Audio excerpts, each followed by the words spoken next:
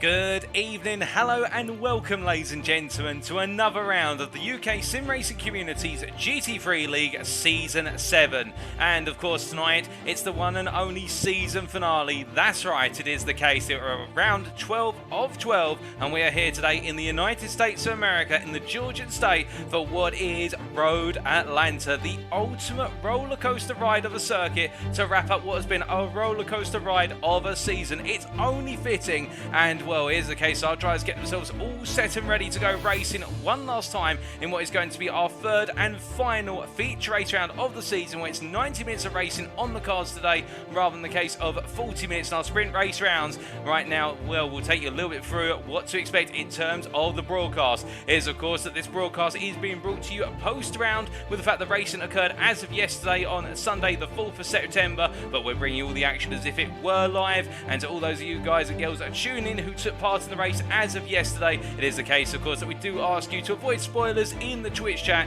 to be able to then enable our drivers who may not have, well, sorry, not our drivers I should say, but our spectators who are tuning in right now for the first time, not to have the outcome spoiled. And indeed, as your host and commentator, I'm not aware of exactly what happens in qualifying or indeed in the race, so no spoilers for me either. But let me introduce myself. My name is Paul TX11 Walsh, also known as Britain of Spit, depending on what media you follow me on, and this broadcast is being brought to you on the official UK Sim Racing Twitch channel. If you go to twitch.tv/UK Sim Racing, you can tune in live there tonight. But of course, it's been a long road up to what is this season finale in the season that has been sponsored by Swelly Omeda Sim Racing Coaching, and let's take you through that calendar as it has progressed. Here's the case, of course, we can see we're now right in the bottom right-hand corner with the race at Road Atlanta today. But on the way there, we started off all the way back in the middle of June at the Hockenheim Ring. It feels ages ago, but it's gone incredibly fast the last 2.5 months. But the Hockenheim Ring is where we started off the journey in Germany before making our way to Long Beach in the United States for our first round in the United States. And what a round that was at the city circuit, our only official street circuit, if you will. And then after that, we then made our way over the Atlantic, not the Atlantic, my apologies, over the Pacific Ocean, going the wrong way across the globe, but we made our way across the Pacific to Japan for the Fuji International Speedway for round number 3, before then making our way back to the United States for Watkins Glen. And that was our first of our 3 feature race rounds on the calendar. After that, we took a brief breather, albeit just making our way slightly northward, so it was a shorter journey for our drivers to make their way up to Canada for round number 5 at the Charles Villeneuve circuit. And the brilliant racing action there, of course, history being made with our gold winner of Nathan Foster taking the win ahead of the platinum drivers overall. And then we wrapped up the first half of the season in Belgium with Spa-Francorchamps. Then, making our way straight into the second half, no mid-season break. It is the case we went down under to Australia for the home of horsepower in round number 7, that was Sandown, and then back to Europe for the Hungaroring, based in Hungary, of course, for round number 8, where the emphasis was really on track position rather than overtaking, and strategy also critical in that round. And then we made our way back to Japan for the last time to the Suzuka circuit in round number 9, an absolute thriller, particularly in the platinum class for the win. And then in round number 10, it was the case we had our second of our 3 feature race rounds at the Nürburgring Grand Prix circuit. Last time out, of course, in round number 11, it was Mid-Ohio that played host to the race at the Mid-Ohio Sports Car Course. And well, that round, whilst it was limited in numbers, with only what was approximately 19 drivers taken to the circuit, what we lacked in quantity, we made up for in terms of quality. There's no doubt about that. And now today, we find ourselves at Road Atlanta to wrap it all up with our third and final feature race round. And well, let's tell you a little bit about the circuit specifically. Is the case, of course, this circuit, located in the village of Brazelton in Hall County of Georgia in the United States of America. This track is made up of 12 corners, and on paper you may be thinking right now, well, that doesn't sound like much. What's the roller coaster ride here? I'm a bit of an adrenaline junkie. Why should it matter to me? Well, it's the case that this circuit, and you can see from the circuit map provided to us by simracingwiki.com, thank you to them as always, is a circuit that is unrelenting in its approach to racing, in the fact that you can see the first half of the lap is made up of a major sweeping section all the way from turns 1 through to 5, and then the charge up towards the right angle corners of turns 6 and 7, whereby as our drivers make their way through the right and kink of 1, where they'll have to balance it on the throttle and the brakes. They then make their way uphill to turns 2 and 3, and it's the downhill run through the kink of 4, and then through the S's as they like to be known, but it's considered to be effectively a straight, a flat out curved surface. And as they make their way up towards turn number 5, it's then the left-hander at turn 5, where they'll have to get on the brakes and use the throttle pedal to stabilise the car before heading all the way up to turn number 6. We then have the double right-hand complex, turn 6 and 7, the two slice corners on the circuit, which you'll see our drivers have to really come down from a high speed all the way down to what is second gear before rolling their way out of turn 7, and it's the charge down the back straight.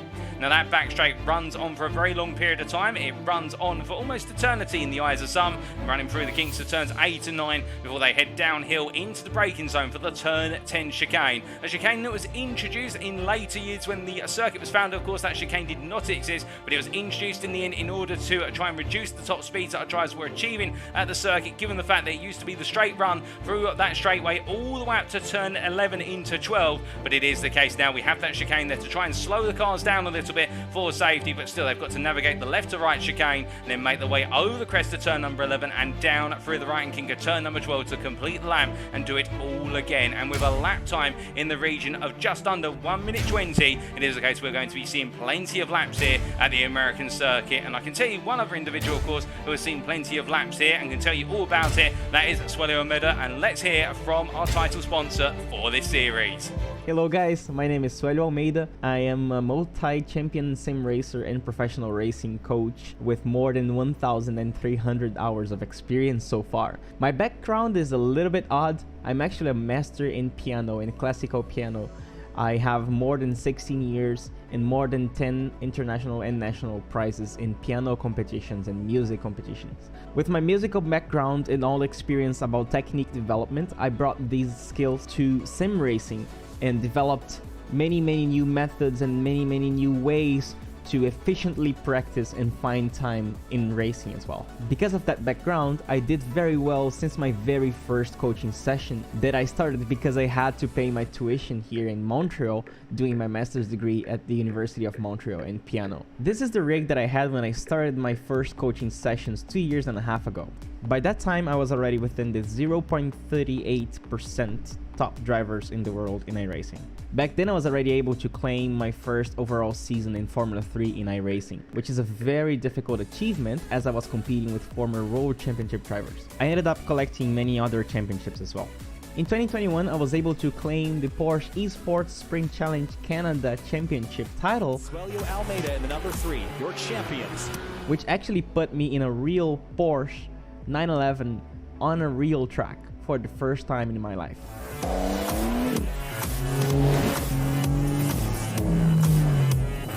And the key for that, guys, was proper practice, efficient practice. I really used my hours to always learn something new. Every time I was going to practice, I was really looking for new information, external information, opinions from teammates, from friends. I did coaching sessions. I really researched. I read books about setups. I read articles, videos about racing techniques and how to develop them. And I really wanted to, always grow, never hit a plateau. I really wanted to always learn something. And nowadays, my passion is teaching. After having worked for more than 1,300 sessions, coaching sessions, each session being 1 hour, and seeing all the development on students going from 2,000 rating to 5,000 rating, and students who were having problems with anxiety or not being able to learn, not being able to improve, really conquering their races, getting their first wins, and really improving and becoming more confident and happier, I really figured out that that was my fulfilling mission.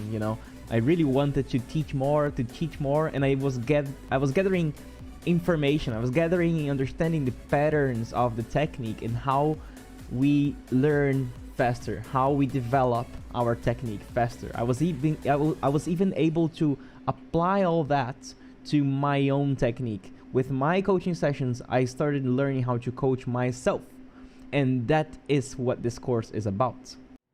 So hearing there from our sponsor, Suelio Almeida, of course, from Suelio Almeida Sim Racing Coaching. And why should you listen to him? Well, it is the case he's a multi-champion in numerous overall official series and leagues on iRacing, including the 2021 Porsche Esports Sprint Challenge Canada Series. And also it is the case that he is well versed in multiple disciplines of racing on iRacing. And, well, he is contributing to the prize pool for this series, whereby our winners of each class shall win a pass to Suelio's Motor Racing Checklist course, a fundamental course if you're looking to take your racing up to the next level. Indeed, whether you're part of the bronze class all the way up to our Premier Platinum class, it is the case there's always something to learn. There's always a bigger fish, as one famous Jedi once said, albeit not related to motorsport, but you get the picture. It's the case you can always continue to improve, and well, our drivers will be looking to try and end their season on the ultimate high and really reflect on the improvements they've made since the season opener. But with that in mind, let's look to our schedule here. Times in British summertime, that's BST or UTC +1, and they are as follows. It will be the case that in under 5 minutes time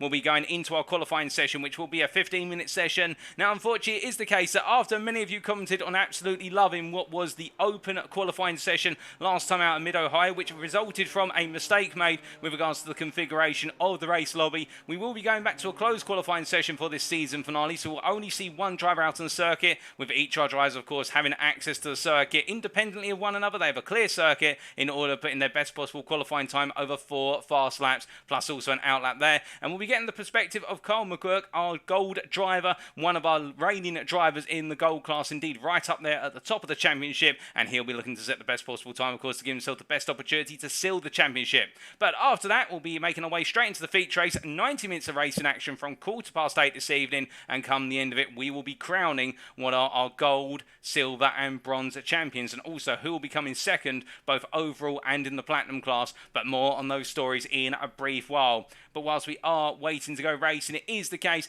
that a lot of our drivers now in the pit lane and only a couple out on circuit, as everybody right now salivating at the prospect and itching to go, and they are all in the driver's briefing, albeit James Acklam, I think, just riding on board in his BMW M4 right now and listening to the driver's briefing as he makes his way on around here. But this circuit absolutely demanding on a driver, and will take you around the circuit a couple of times with Carl McQuirk in the Mercedes to give you an idea of what it's all about at Road Atlanta. But as we see Acklam making his way down through turn number 4 and in through the S's right now, it is the case that if you missed out on this season and you're thinking, well, I like the look of UK Sim Racing's leagues and series and I want to take part in future series, well, we have some very good news for you.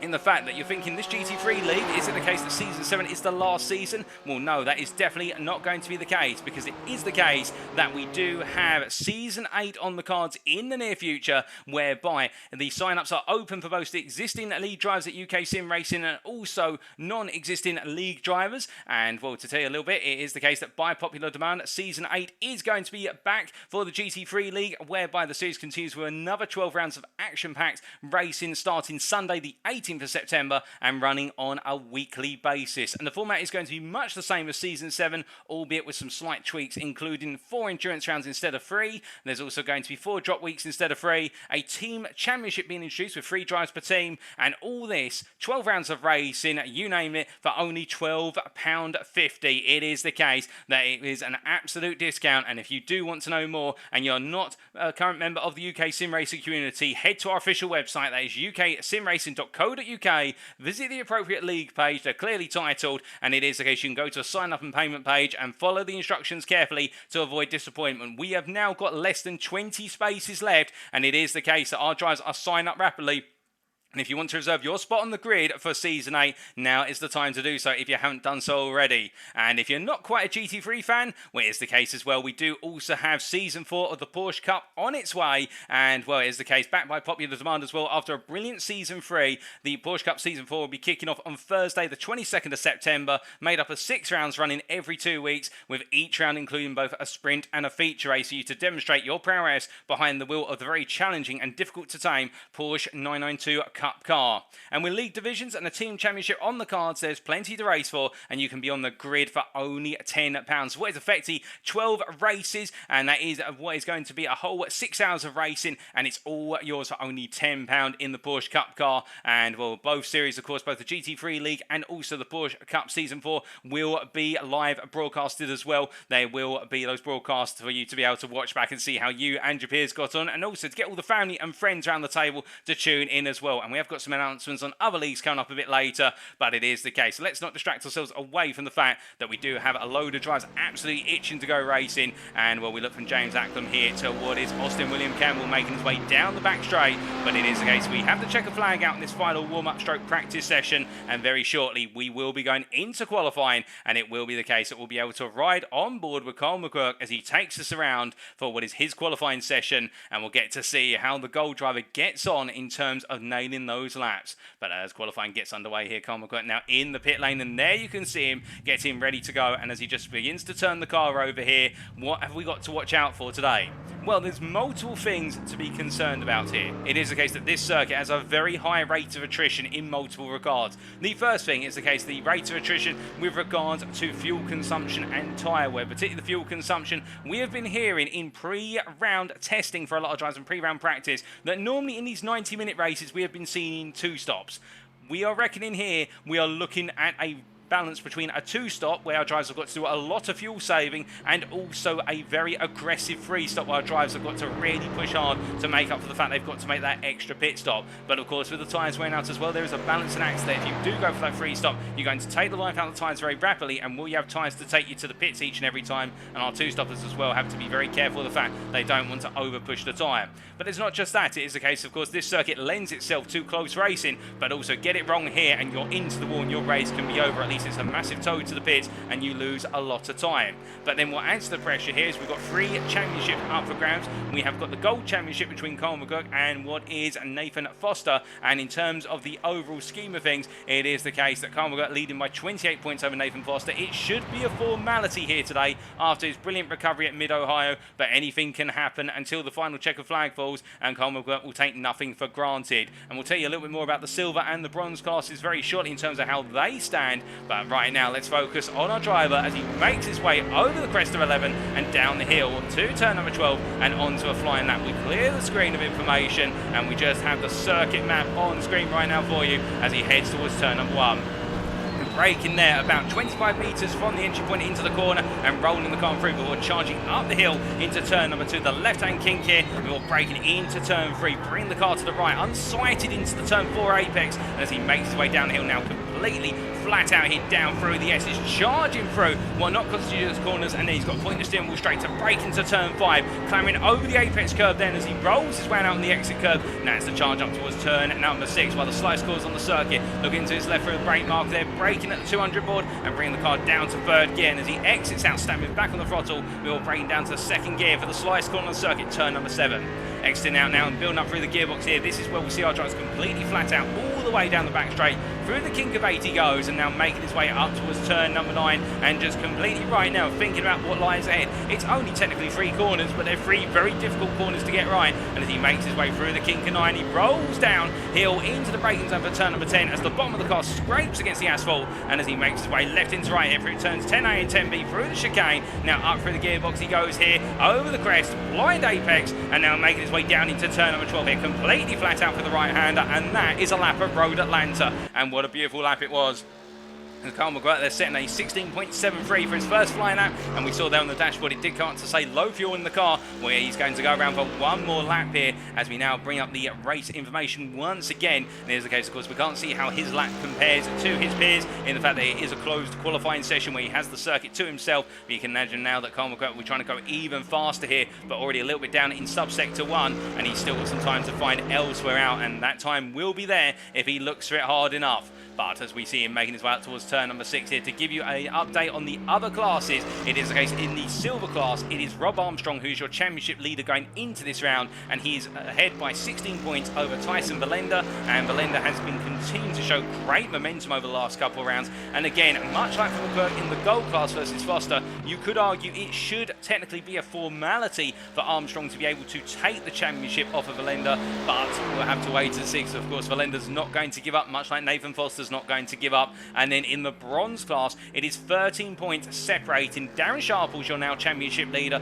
Oscar Rocha, Mark Johnson and James Connolly. And what I can tell you right now, it is only Darren Sharples and James Connolly, and what is Christian Clark in attendance on the bronze class. So that means it now comes down to whether Sharples can bring it home ahead of Connolly to seal the championship, with Mark Johnson not in attendance, and also the fact we're missing Oscar Rocha, as we see Carl McQuirk there goes faster on a 16.638, and he jumps back to the pits, and he'll be getting set to put in 2 more laps as he makes his way out very shortly in the 888 car. But a nice lap there, that 16.638, and as he gets ready to go once again, we look to the chat here and we do say hello to a good number of you tuning in right now, and it's great to see so many of you tuning in for the season finale, including what is and not limited to 306 Rally. We've also got there Solos 1450, also we can see Chris Hitchin, Matrix 4701, also Budget Racing Noob there. We can also see, I do believe, Mr. Min 87, and we have also got what is there Hellcat _ UK, and also Newman Pass, who's saying OP car, no talent at all, Carl. And I think that's a little bit of banter there, which we do love to see, and to be fair in the UK sim racing community. If it is the case you're thinking right now, how will I get on if I join the UK sim racing community? A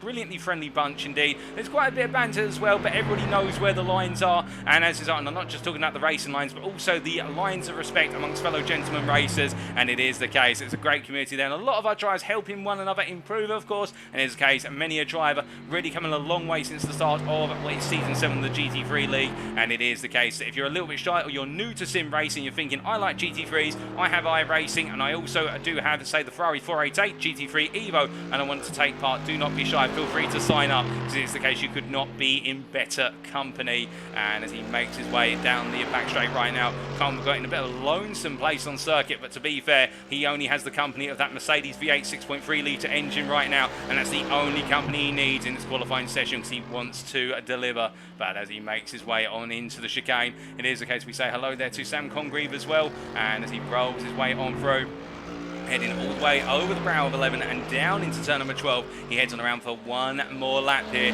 and as he rolls his way on through onto this next lap, we watch him from the exterior cameras this time as Carl McGirt now tries to better a 16.638, and as he rolls his way on through, these exterior cameras will give you the perspective of just how on the ball he has to be and how the car has to go through multiple direction changes over the course of the lap. As he makes way through turns 2, 3 and 4 there, it looks absolutely straightforward. That car just pointing in the right direction and nothing stepping out of line, but I can assure you it is the case, and McGirt really having to work that steering wheel, work the throttle, the brake pedals in synchronicity, and as he makes his way up towards turn number 6 right now, that's the first half of a lap almost said and done there, and it's not even 35 seconds of the first 5 corners. He now makes his way into turn number 7, but at this one, of course, he gets that free breather down the back straight here. He can think about, okay, how's the lap gone? What's he now got to do? And as he charges all the way down, improving in subsector 2, not in subsector 1, however, nearing his best so far in subsector 1, and as he heads down all the way up towards what is the chicane at this point, going on to his brakes once again,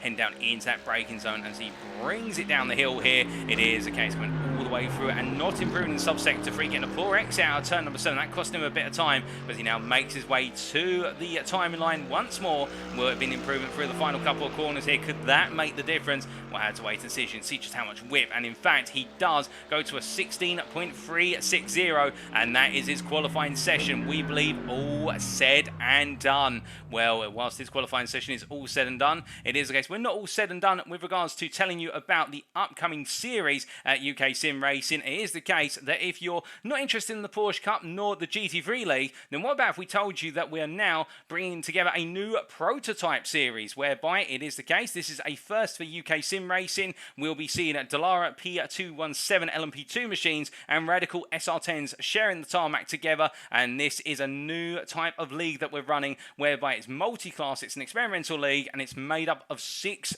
rounds running every 2 weeks from Thursday the 29th of September, and it features a combination of 60 and 90-minute races, and with there being both drivers and teams championships up for grabs, this is one you shall definitely not want to miss if you're looking for something a little bit different, especially given the fact there's going to be a live broadcast and there's only an entry fee of £10, and you can see the details on screen there if you are looking to sign up today. And then lastly, it's a case if you're thinking, well, leagues aren't for me, I don't have time for leagues, I have time for one-off events. Well, we've also got you covered there in the fact that we do have 2 endurance specials coming up, mixed class endurance specials, which include MX-5s, touring car racing and GT4 class cars, and it is the case we'll be seeing those 2 special rounds occurring late on this year, one the 28th of September and one on what is the 9th of November, and it is the case they'll be taken respectively at Daytona Road Course and Brands Hatch Grand Prix Circuit, and well, those races will be absolutely brilliant fun for the simple reason that for only £4 you can take part in 2 90-minute specials, multi-class endurance events featuring those classes, and we do love multi-class at UK Sim Racing, and what better way to show that love than to hold these two events right towards the end of the year. But indeed, the instructions on screen if you're interested in sign up now. But what we're going to do, ladies and gentlemen, is we're going to take a very brief breather before we then make our way to the grid for the build up to go racing one last time. We'll be back in approximately 1 to 2 minutes. Don't go anywhere, you haven't got long and you don't want to miss it.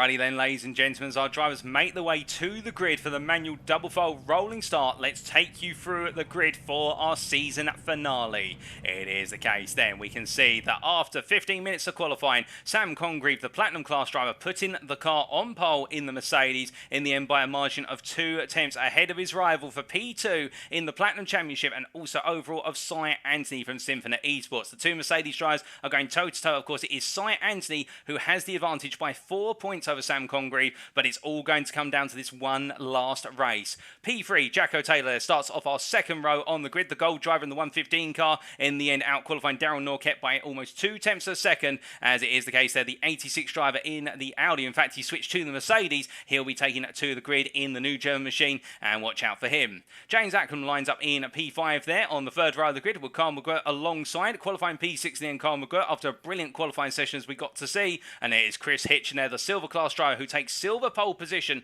for Symphony Esports there. And well, it is the case that Hitchen putting in a stellar lap in the BMW M4, and watch out for him, there's no doubt about that. He is definitely fired up, and we've got plenty to watch out for Chris Hitchen. Alongside him on row number 4 will be Austin William Campbell, the privateer in the Ferrari, of course, one who's really been trying to bounce back continuously all season with the Ferrari not being there on the pace, but it is the case he's made it have its place on the grid, and he's making it work in the 555 car. Tyson Melinda starts P9 on the 5th row, the silver driver, with Nathan Foster alongside him in P10, and Nathan Foster not having the qualifying session he wanted to be able to try and set himself as best as possible to be able to try and take that gold crown away from Carl McQuirk come the finish. P11 went to Joe Amos in the end, who starts our 6th row off for Symphony Esports with Alex Hill from Tiki Simsport in P12. And as our drivers are getting the way away right now, it is the case that Ryan Davies starts P13 ahead of what is Martin Tillin on row number 7. The two gold drivers there sharing that space. And then we do have Stephen Masters, who starts P15 on our 8th row, joined by Colin Patterson. Behind him on row number 9 is Joe Newman and Sam Sherwood. They line up side by side. Of course, Sam Sherwood, a late entry into this series, but making himself known very early on, being promoted from what was the bronze class, if my memory serves me correctly, to what was the gold class very quickly. And then Ollie Pimley starts on row number 10 in P19, and he is joined by Rob Armstrong. And Rob Armstrong having a difficult qualifying session, and our silver championship leader, he has not started off tonight on a strong note, and Tyson Melinda definitely with an opportunity here to try and steal away that championship right at the deadlock. David Larson starts off our 11th row, P21, the Symphony Esports driver, missing out of course last time out of Mid-Ohio, and he'll be looking to try and end his season on a high. And Lever starts P22, the two old dudes driver. Don't count him out, the Lamborghini Huracan driver. He's definitely shown a huge upturn of pace over the last couple of rounds. Then Chris Edison will start off what is row number 12 for UK Sim Racing, joined by our bronze pole sitter of James Connolly. And then we will have behind them on row number 13, Darren Sharp, who's your bronze championship leader going into tonight, battling with James Connolly for the right to be crowned champion, with Christian Clark alongside starting P26. And then Jonathan Hitchin and Stuart Brown start from the back of the grid. Jonathan Hitchin, our platinum champion, and overall champion with 2 rounds to go back at the Nürburgring, designed to switch to the Mercedes for the season finale in order to test its strengths. Of course, the Mercedes proven to be an incredibly strong car this season, and we'll get to see Hitchin make his way through the field. That'll be the intention, and Stuart Brown starts last but not least in what is going to be in the Mercedes in P28. But with the grid all set, it is the case now as our drivers make their way down the back straight here. We're following the pace car. We can see everybody now getting set. It's not long to go, and well, they've all been building up to this. All roads have led the distance to Road Atlanta, and come the end of it, we will be crowning our silver, our gold and our bronze champions. We will be crowning our second place runner-up between Sam Congreve and Cy Anstey in the Platinum class. Who will it all be and more? Well, Sam Congreve will start the story as he makes his way to the chicane, and he'll take us racing when he emerges from it. When he decides to go, however, is up to him. Can he get the start he always wanted? Let's find out.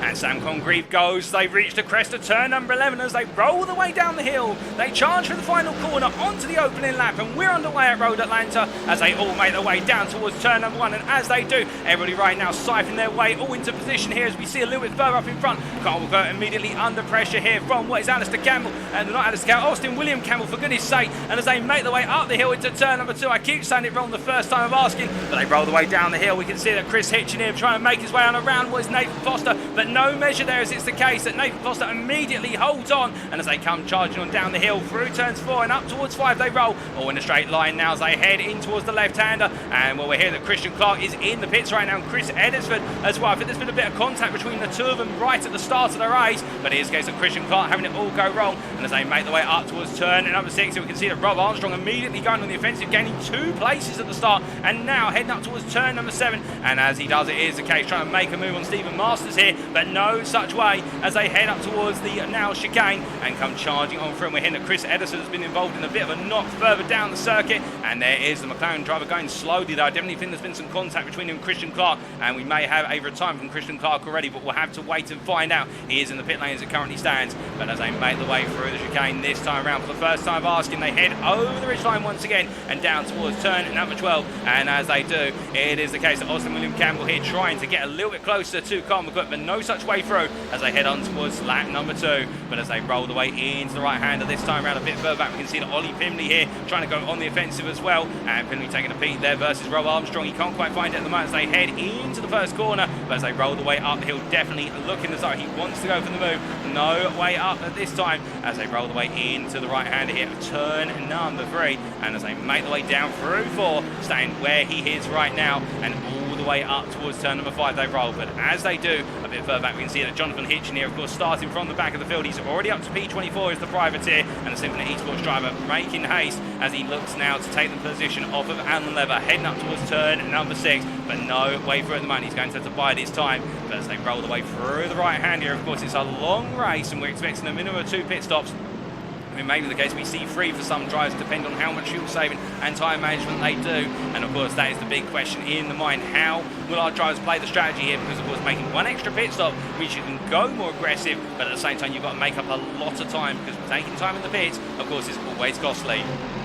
But speaking of costly here, we see it is the case as they make the way down the hill into the braking zone. David Larson here with what is there, Brown up the inside. Brown makes the move into the chicane. Larson lose out the position here in the 306 machine as they make the way on through. But Brown goes slowly there over the crest of 11, getting a poor run out of the corner. And as they roll the way side by side through turn number 12 here, that is what is Jonathan Hitch trying to go around the outside of his teammate from Symphony Esports as they heading towards turn number 1. And as they roll the way through the right-hander, it is the case that Hitchin does get ahead, but that was quite close to the mark. And as they make the way up the hill into turn number 2 right now, Hitchin gradually gaining places here, but taking his time about it. I think just trying to set into a rhythm and let the field open up a little bit and then go for the moves, which is understandable because he doesn't want to get caught up too close, so he may end up trying to go for 1 place and lose 3 in the process. But as they roll the way through turn number 5, we look a bit further up the order, and here is James Acklam, who right now rolling his way through turn number 6. It is the case we do see the number 25 driver trying to go charging after what is Darryl Norquette, but right now Norquette breaking away a little bit as they head all the way down the back straight and up towards the chicane. Coming on charging down at this point as we're hearing that Hitchin's made another place on Brown, but it does look as though our top 10 in particular all falling into a line for the time being and starting to just simply focus more on strategy nice and early on. And to be fair, I wouldn't be surprised if a number of our drivers are trying to go for a 2-stop here to remove that extra pit stop, as we see Sam Sherwood under pressure from what is Alex Hill, and Hill going on past, and Sherwood there I think giving it a little bit of a lift and recognising it's the case. There's no way. In fact, that, my apologies, that there is where's Alex Hill, no, not Alex Hill, that's Ryan Davies giving the lift in the Mercedes, my apologies, and that's Sam Sherwood making his way on past as they make their way through the final corner and onto another lap. But as they come charge on through, look at this, here's Stephen Masters in the 16 machine trying to gain P16 as they make their way into one, but the Ferrari driver not close enough there to look for it up the inside as they head up the hill and in towards turn number 2, and as they roll the way on the crest into 3 at this point, you can see that Masters taking a bit more apex curve by comparison, feeling more comfortable in rolling the car on through as they make their way down the hill and up towards turn number 5, and as they head into left hand here at turn 5, it is the case. Now we're seeing the Mercedes break away with that focus being on the accelerator rather than the cornering, and Masters at this point looking a little bit vulnerable at the moment. He's got Newman just behind him. In fact, Newman up the inside here into turn number 6, and as they make their way through the right hander here, it's Gold Driver versus Gold Driver. Newman on the inside. You can see Armstrong there almost tapping the back of Newman as they make their way out of turn number 7. That's a drag race down the back straight, and as they head all the way down towards turn number 10, it is the case that right now Newman's going to have the run initially, but of course Masters may try and tuck back on the inside.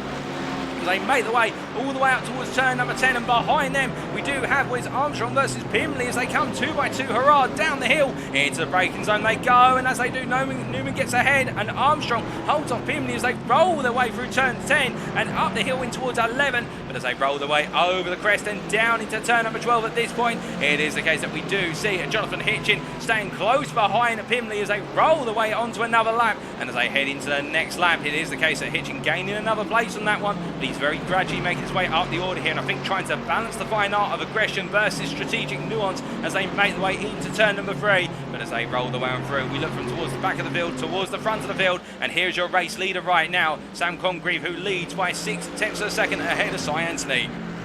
As they make the way now, we've got Nathan Foster going very slowly, and I would not be surprised. I think that is an instant with the wall at turn number 5 for Nathan Foster, and it's not the case that we're expecting him to have the instant specifically, but it's so easy to make a mistake through the run in the S's up to turn number 5, and Nathan Foster right now, well, it's not going the way he wanted it after what was looking to be a great result, tarnished at Mid-Ohio, and it's gone wrong here today as he's had to jump to the pits. Now whether they can get that car repaired or not is the big question, but speaking of other big questions here, as we look a little bit further up the road, we can see that Martin Tillin in P10 right now, not gaining, not losing versus Verlander in front, and also what is Patterson behind, but he finds himself in the silver sandwich as they make the way out to 10, over the crest and down towards turn number 12, and as they roll the way down the hill this time, Martin Tillin in between the Mercedes and the BMW drivers and holding position right now as they make the way on to another lap. But I think he, much like the drivers around him, are all thinking about whether they need to push a little bit harder or whether they can just back it off as they roll the way on through. But as they head up the hill and now down into turn number 3, you can see they're tilling the rear end, just sliding slightly under, braking into turn number 3,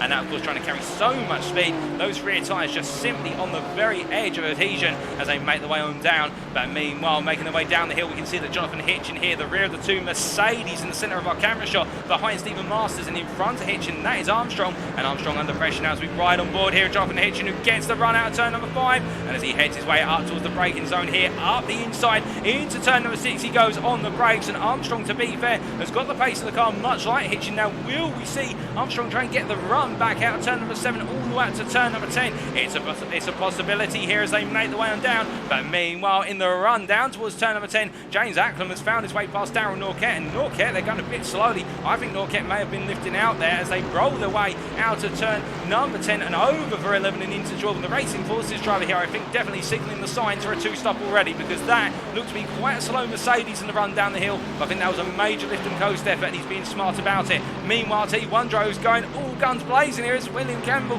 makes his way into turn number 1, and as he does, he's still putting the pressure on Carl McGuirk here as they make their way through 2 into 3. He's going to go outside to inside, and that is a brilliant move from Austin William Campbell to gain P6 here. Well, he's going to win. I think he's saying, I'm doing a 3-stop, but to be fair, credit to the man, he's not giving in, and he's absolutely charging right now as he makes his way through turn number 5, and he's cleared McGuirk. Now the question is, can he go after Darryl Norquette, who's only 1 second up the road? We'll have to wait and see as they make their way down to turn number 6. Meanwhile, a bit further back, we see Joe Amos here right now under a bit of pressure from what is behind him. The driver of Alex Hill, and in front of him, more of his target right now is Tilling. That's Martin Tilling in front as he tries to find his way on through. And as they roll away through turn number 7, we are hearing that Stephen Masters has had something go very wrong at turn number 5. He has dropped 6 places in the space of the turn 5 corner. I think it may be the case that he's had a bit of a moment like Nathan Foster, who is in the pit lane right now being serviced. It is the case they're trying to repair the car, and I can confirm that the incident between Chris Eddersford and Christian Clark on the opening lap and seen both drivers have to retire the cars due to damage picked up, which is an unfortunate way for them to end their seasons, but I'm sure we'll see them come back in Season 8 as they make their way down the hill here. Masters right now having to defend hard versus what is Pimley, as Pimley tries to go outside to inside here, and I think he's going to get it done unless Masters can hang it all the way through. He defies expectations there, and Masters hangs it around, but for how long as they make their way past the curve at turn number 12 and onto another lap, and we ride on board the gearbox here, the Ferrari driver, as he makes his way into turn number 1. Now as they roll the way through, of course, the Ferrari will initially have the advantage. Sweepers, of course, the forte of a mid-engine rear-wheel drive machine. In fact, you've got that additional rotation on the centre of mass towards the rear of the car. But the thing is, once they start to get into these more power-orientated sectors, particularly the run through the S's, all the way out towards turn number 5, this is where we can expect the likes of the BMW M4 and the Mercedes to really shine as they roll their way through 5. And you can see that, goodness me, and Pimley almost losing it, coming out to turn number 5 and having to back off the throttle to keep it together. But it is the case that Stuart Brown finds his way on through. But this is how fast and rugged they're running here. We're only 10 minutes into 90 minutes. We've still got 80 minutes to go, and already we're seeing some drivers getting caught out by the roller coaster ride of Road Atlanta as they make their way on through. But to be fair, they're giving it everything right now, and it shows as the racing continues here in the state of Georgia. But as they head on down the back straight, Stuart Brown now will be the next driver to try and find his way past Stephen Masters as they head down towards turn number 10. Meanwhile, a bit further up the road, I can tell you that Cy Anti right now, he's falling to 1.5 seconds off of the race leader, Sam Congreve. But to be fair, it is the case that Anti staying with the leader, and on top of that as well, behind him, he's got Jacko Taylor here, who, well, we haven't seen Jacko Taylor up this high on the grid in a while, but it is the case the 115 driver here definitely trying to creep a bit closer there, but I think creeping a bit too close to the curve of what was turn number 4, and almost losing the car then, having to back off the throttle. With that one minor error, would you believe it, he's literally gone from being 7/10 behind. As good as me, he's made my heart jump into my mouth. I thought that's going to be a whack to the wall, but he's just about kept it out of the wall at turn number 5. But Jacko Taylor pushing, but I think he's pushing his luck a little bit too far, because with those 2 mistakes, he's seen the gap between himself and Cy Anstey go from 7/10 to 1.4 seconds. It has doubled, and that is how costly a small error is here. And well, he'll be grateful that it didn't cost him a lot more, potentially some damage to the car. But meanwhile, we look from him and to the platinum driver, Jonathan Hitchin, who making his way through the field, of course, starting from the back with no number on the side of the car here, but it is the case, we can tell you he's definitely in the number 7 machine, and as he makes his way all the way up to what is the chicane. Now in the long charge, he's looking for the move on Joe Newman here, and I think Newman's not going to fight this too hard, recognising that Hitchin is going to be more of a case of when, not if, given the pace that Hitchin has shown over the course of the season. That's not to discredit Joe Newman, but again, I think Joe Newman wise the fact that he's not racing Hitchin in the gold class. As we see a driver circuit, that's Alex Hill. Oh, goodness me, and Hill having to stop the car as everybody manages to navigate their way around. I think there was a bit of contact between Hill and Armstrong there, a little bit of a love tap between the two of them, no love lost, but Hill definitely not in a happy place right now in that BMW M4 and trying to bring it back up to speed and almost losing it in the run through turn number 12. Meanwhile, behind, we can see that Alan Lever right now not having the strongest of starts here. Alan Lever, he's where he started, to be fair, in P22, hasn't gained or lost, but he just does not seem to have the pace in the car at this point. But to be fair to Alan Lever, he may be trying to go for that 2-stop and therefore pride himself on the fact that he doesn't have to gain places right now. He will try and gain places in the pits. But that Lamborghini, of course, not the strongest on power circuits, as meanwhile we've got a side-by-side here between Armstrong and Brown into turn number 5, and Armstrong holds onto the inside line, and look at Hill now trying to come on through. They're going to go 3 wide in the run towards turn number 6, and as they do, well, it is the case that we can see Ollie Pimley backs out, but meanwhile Alex Hill finds himself on the outside as they make their way through turn 6 into 7, and Brown is going all in here for the move for P19. Will he be able to get it? It's now a drag race down the back straight. They'll both be fighting over the slipstream of Armstrong in front as they make their way all the way down the back straight, charging on down, and as they head on through, you can see as well Alan Lever getting into the mix, also Ollie Pimley getting into the mix here. All 4 drivers thinking that they want to be the contender to take on Armstrong and Hill, and as they make their way down into the braking zone here, well, Alex Hill's going to have to go very defensive. Meanwhile, Brown's going to try and go all the way around the outside to inside, but it's so close to taper point here as they make their way on that, and Hill keeps ahead as they make their way over the crest, and as they come charging on down. This is the onboard from Alan Lever right now from 2 Old Dudes as he follows this stunned, and as they make their way onto another lap here, my goodness, it is the case. How they managed to avoid any contact there, that's testament to the driver's abilities. But as they make their way on through, they're going to do it all again now, and there's going to be even more fireworks here as they roll the way through turn 2 and into turn number 3. Now as they make their way down the hill at this point, it is the case they space out for a little bit because, well, there's not really an opportunity to make a move here unless somebody gets it very wrong. And well, I say that, and Brown looks as though he's getting it a bit wrong. They're coming through turn number 4 right up ahead, but Ann Lever right now just waiting in the wings once more.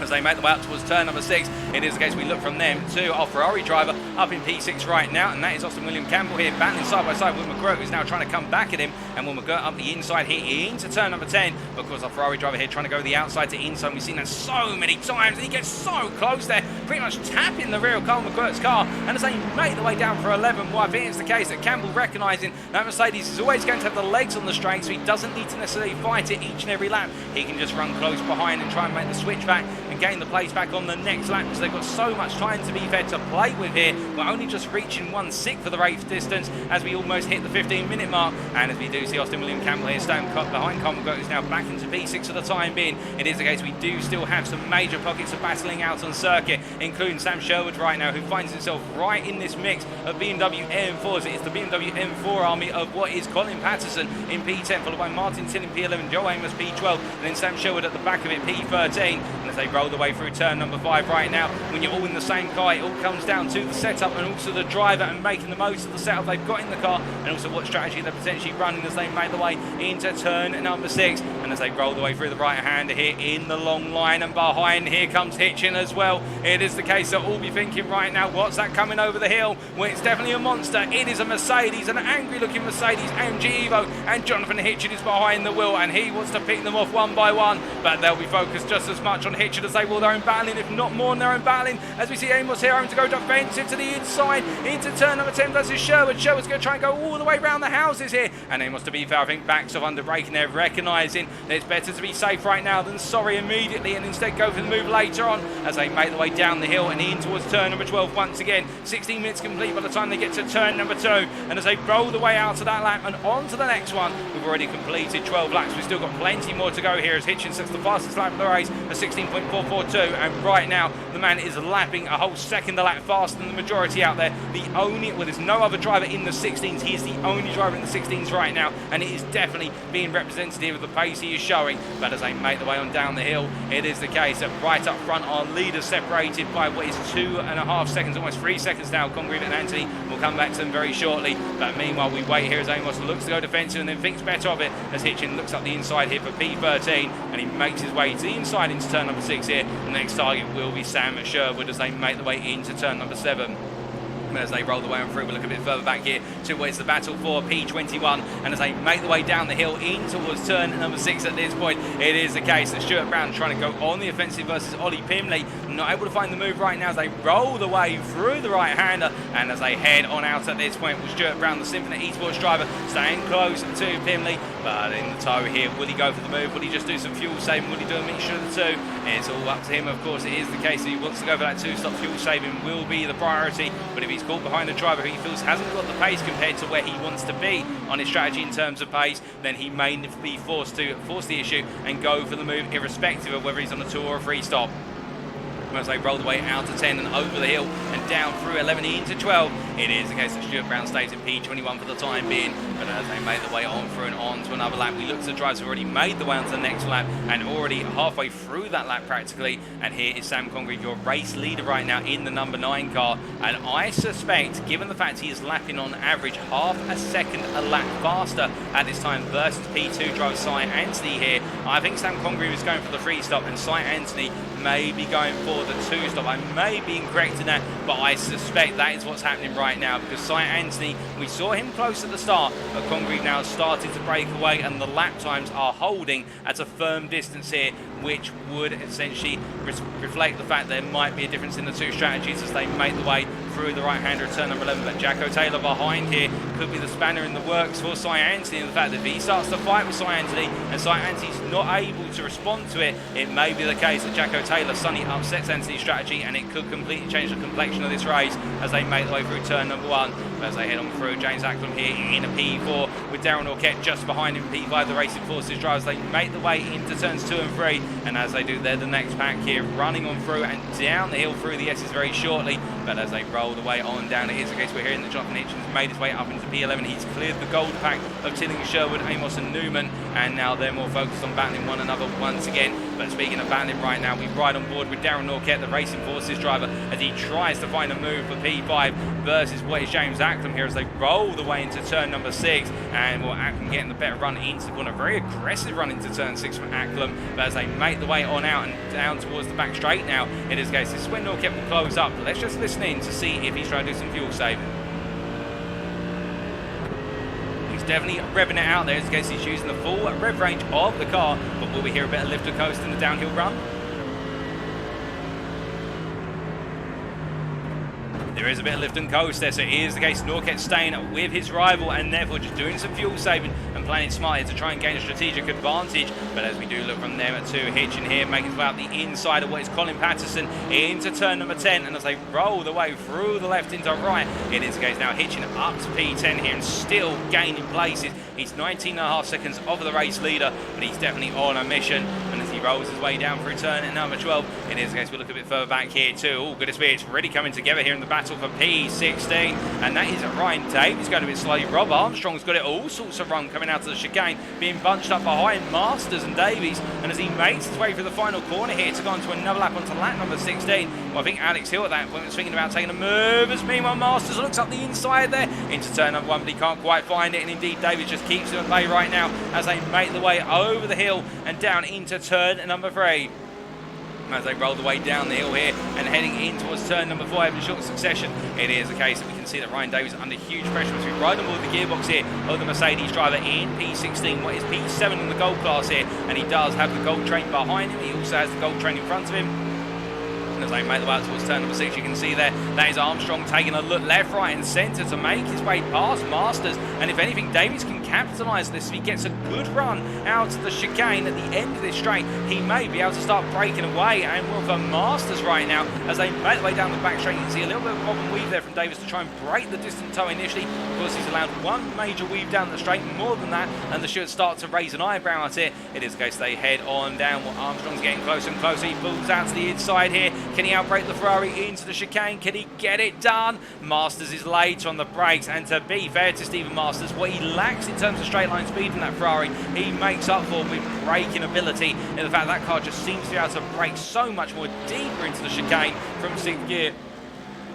As they make the way out and on to the next lap, we can see that Armstrong's now going to try and go all the way out the inside into turn 1, but not close enough. It was a dummy and Masters did not react to it. He just simply held the race in line there, and Masters knows what's coming, and he has trust, I think, in that Ferrari. He knows the brakes are going to keep him ahead as they roll the way down through turns 4 and up towards 5 in short order. But as they head on down the hill, it is getting a bit further back. We can see that Ollie Pimley right now closing up behind what is their hill as they roll the way for a left-hander at turn number 5. And meanwhile, further up the road, from what we're hearing, it is the case of Colin Patterson has had a little bit of a moment on circuit, and Tyson Valenda has made his way up into P10, or has he? No, in fact, I think it's the case that we've got some connection issues for Valenda, and that is why he does seem to be appearing to drop behind Patterson for a brief moment and then jumping back ahead, and that can, of course, happen. Let's hope it's not the sign of something more serious. Of course, an internet disconnect will be the same as an engine blowout in real-world motorsport, to put it in context. But as they make the way down the back straight here, all of our drivers, it is the case in this battle for P16. Well, Ryan Davies at the head of it here in the Mercedes, and Masters looking up the inside. He's going all in his Masters. He knows he's got to go for it whilst the brakes are running hot.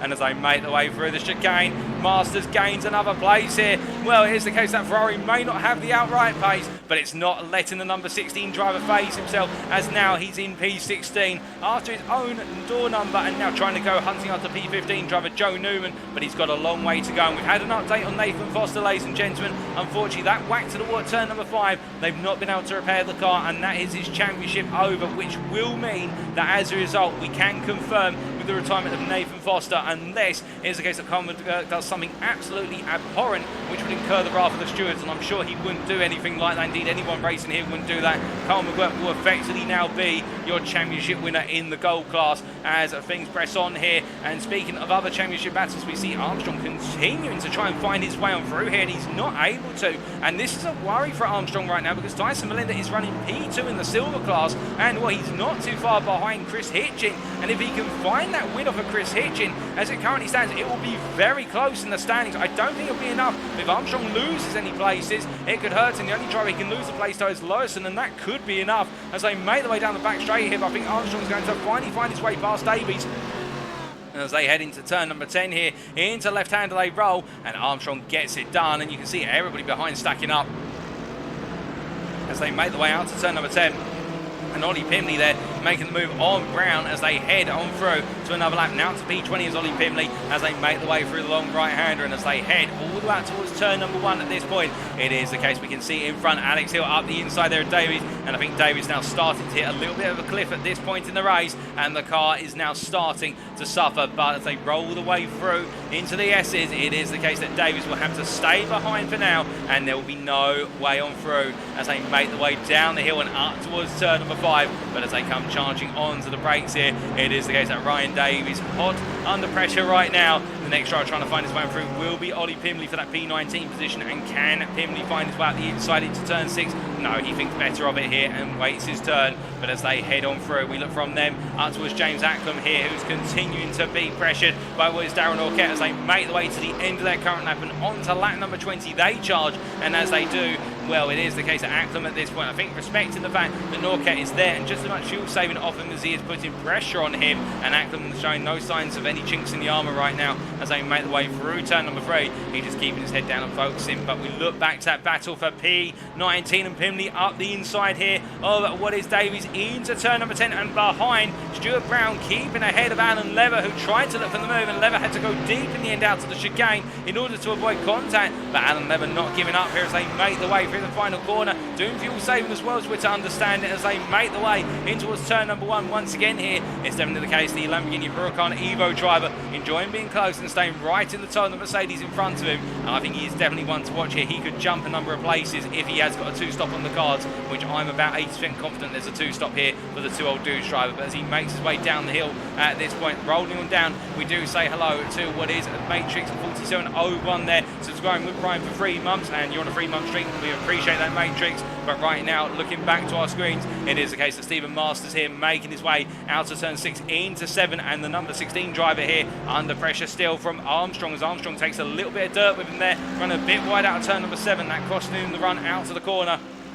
As they head on down what is the back straight here, we look up to Jonathan Hitchin, who right now making his way through the final corner, and it's Chris Hitchin into the pit lane for Simba Esports here. He is the first driver to pull the trigger on the opening pit stop of the race, and well, I think it is the case that this will be a sign of either a 2-stop on the cards, or it's going to be quite a late 3-stopper in the fact he rolls his way on through. But it will be on the margins, to be fair, in the fact that 2 stops with C pit stops around the 30 and 60 minute mark. But we'll wait and see as everybody coming on in here, and who will stay out and go longer, that's the question. As we can see as well, James Acklam here in P4 under oh goodness me, and what on earth's gone wrong there for Jacko Taylor? That is the question, and he's got it wrong. At turn number 3 he rejoins, and well, it's the case that Jonathan Hitch now to snap to the inside into turn number 7. He's going to waste no time on capitalising there, with Jacko Taylor having to get himself back up to speed. But Jacko Taylor in a mistake at turn number 6, and that has cost him very dearly after putting the pressure on what was Cy Ansley. But as they make the way on down here,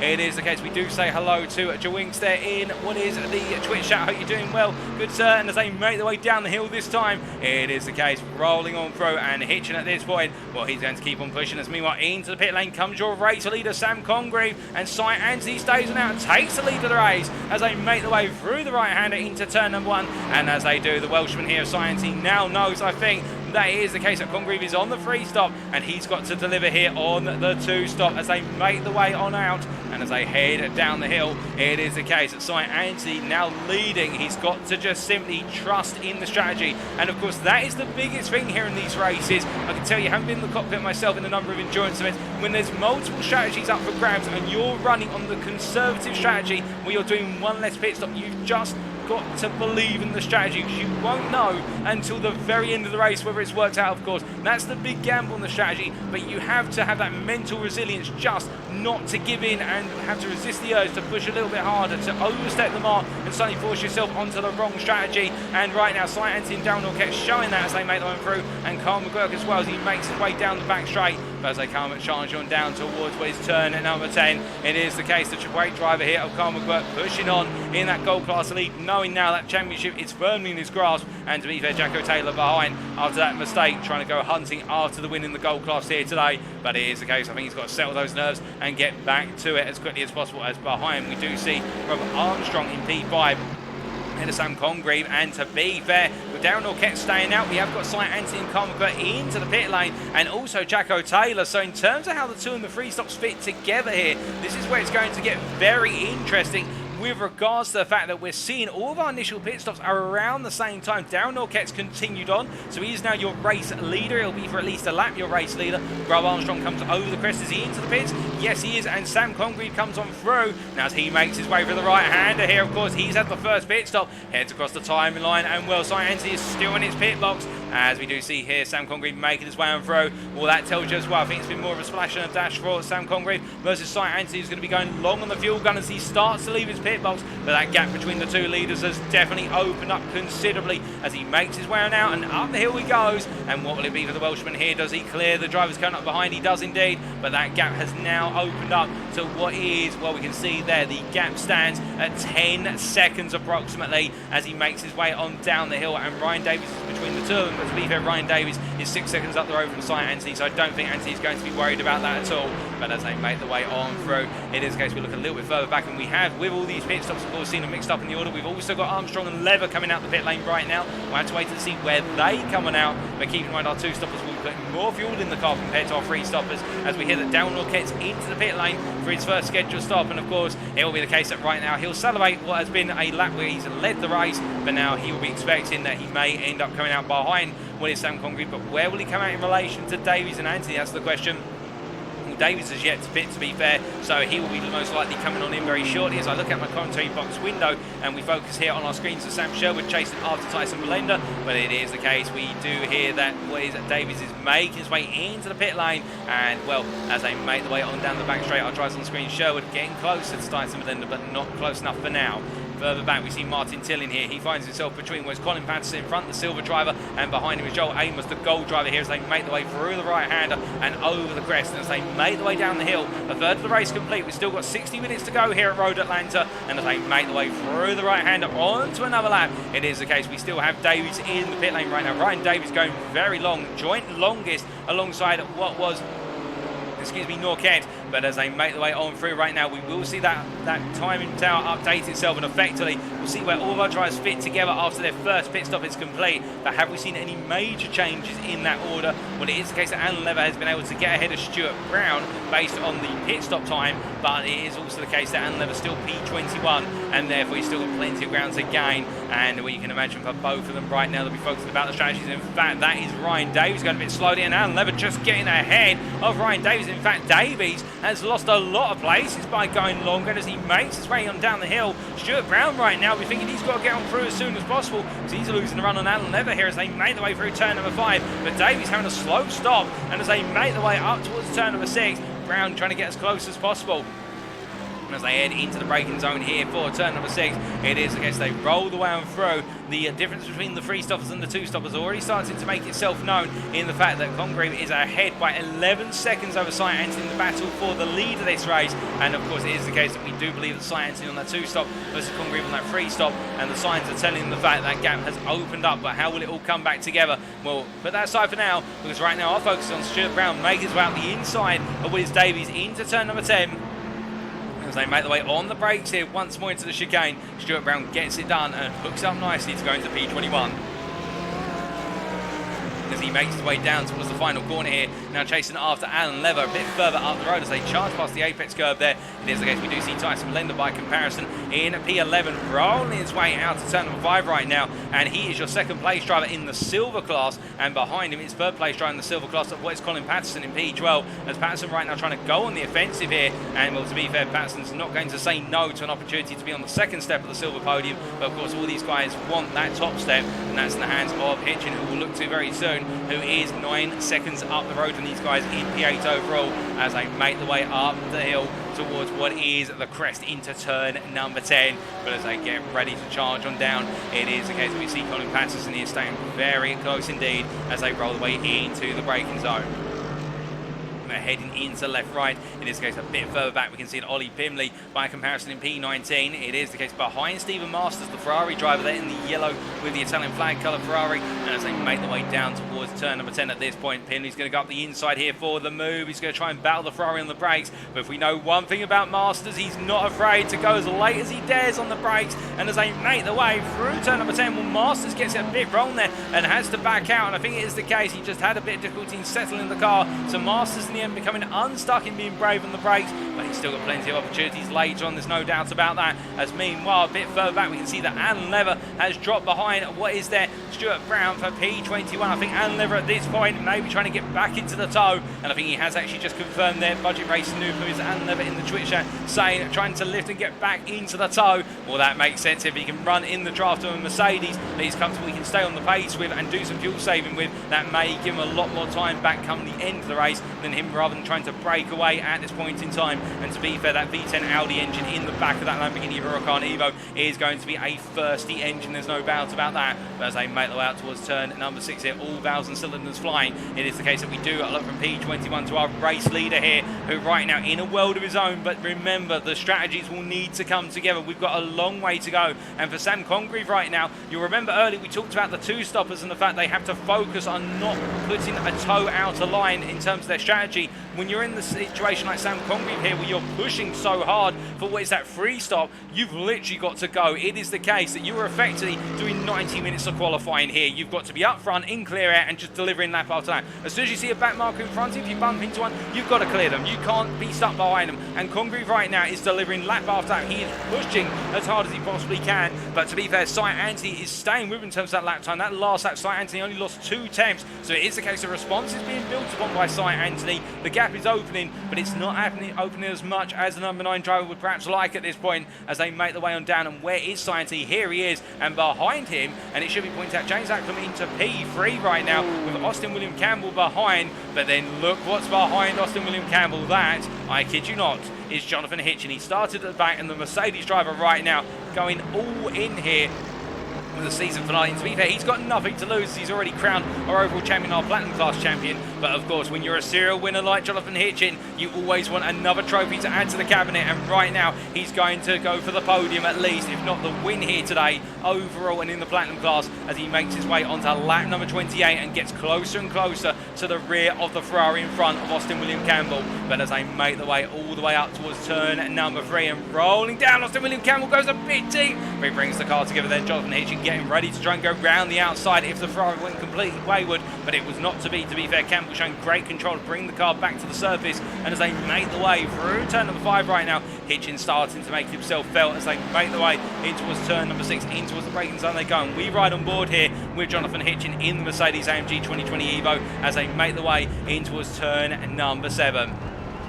As they roll the way through the right hand here, right in the draft now. Now, of course, he can use a little bit of extra fuel here if he so desires, combined with the tow and the straight line speed of the Mercedes to get the move done. The Ferrari will be the stronger of the two on the brakes, but Hitchin it getting the overspeed. He gets closer and closer. He peels them out here, and now with about a 2-3 mile an hour speed advantage, he gets alongside. I think it's going to be now a battle on the brakes, and Austin William Campbell's not giving this one up. He's going to try and hold it outside to inside, and Hitchin has to respect the fact he's still got the Ferrari on his side. And as they make the way through 11, it's side by side down the hill. They give one another plenty of room as they head beyond the apex. Brilliant camera shot there as they make the way through. Oh, goodness me! And getting it a little bit wrong on the rear end. And Austin William Campbell, it's the case, it's all come undone after just a little bit of oversteer and corner exit upset the car. And that is very unfortunate for the Platinum driver, who was looking so strong here today for a potential top 5 finish. But it's all gone wrong in the final stages of the season. Meanwhile, it is the case as he jumps the pits. We do look to Joe Amos here, who right now is under pressure in the fact that he does have Martin Tilley in front of him, but he's got Newman behind. But to be fair, Newman has fallen back for the time being. But you can imagine Amos right now does want to get past Tilley for the simple reason that Tilley has been afforded his side and been right in front of him for the majority of this race. As they head through turn number 5 and up towards turn 6 at this point, it is the case that we do see here Tilling trying to push on right now, and Colin Patterson just up the road. I can tell you one thing, with Colin Patterson just up the road, one driver we haven't really talked about too much, or when we talked about him, he's been off camera, and I can assure you he's not an enigma. Chris Hitchin, here he is in P7, and in his case leading the silver class right now. And Hitchin, since moving to the BMW M4, has really found a new breath of life in the car, it must be said, and running in this P7 quite comfortably as it currently stands, albeit I don't think you'll appreciate the fact that he's got Jacko Taylor right behind him in P8, but to be fair, the Gold driver here putting a bit of pressure on, and all the for the esports driver, I think focusing more on what he can do in the silver class, as well as getting those overall points and doing a good job here of keeping it very strong as they roll the way in towards turn number 1. But as they head on through here, it is a case that Hitchin looking good at this time as they roll the way into turn number 3. But as they come on down, it is the case that we do look from Hitchin to a bit further up the road to Norquette here, running in at P5 and behind the Platinum driver. You do have the Gold leader right now running P6 overall, and that is Carl McGurk here, who right now getting a bit closer as Norquette gets a bit unsettled on quarter exit of 5 and having to wrangle the car as they make the way in towards what is the right-hander of turn number 6 here. But you see just how much these guys are pushing, and to be fair, they look absolutely planted, but it is the case, just one small error could completely upset the balance of the car and upset the balance of their race. And as they make the way down the back straight here, Norquette just trying right now, I think, to think about whether he should let the driver behind go, whether he should just look to hold the position or in between. I'm sure he'll come to the right decision for himself soon, as we do see Comgurt getting closer and closer. He takes a little peek to the inside here, but no, he doesn't go for it in the end. I think, in fact, just peeling out there a little bit takes away a bit of the draft. You see both drivers there drifting their way into the chicane. Comgurt breaking the car very well, but the rear stepping out onto the apex curve of 10A. Meanwhile, it's the case that Norquette going a bit deeper into the corner, and the rear almost coming round on him then both, and that shows you how much they're on the limit right now as they head towards another lap. But as they come running through, Hitchin not too far behind, and also Jacko Taylor here. These 4 drivers coming together in the battle for P6 through to P8, with in fact P5 through to P8, I should say, correcting myself on the numbers. And as I make the way on down the hill at this point, we look a little bit further back to Stephen Masters here.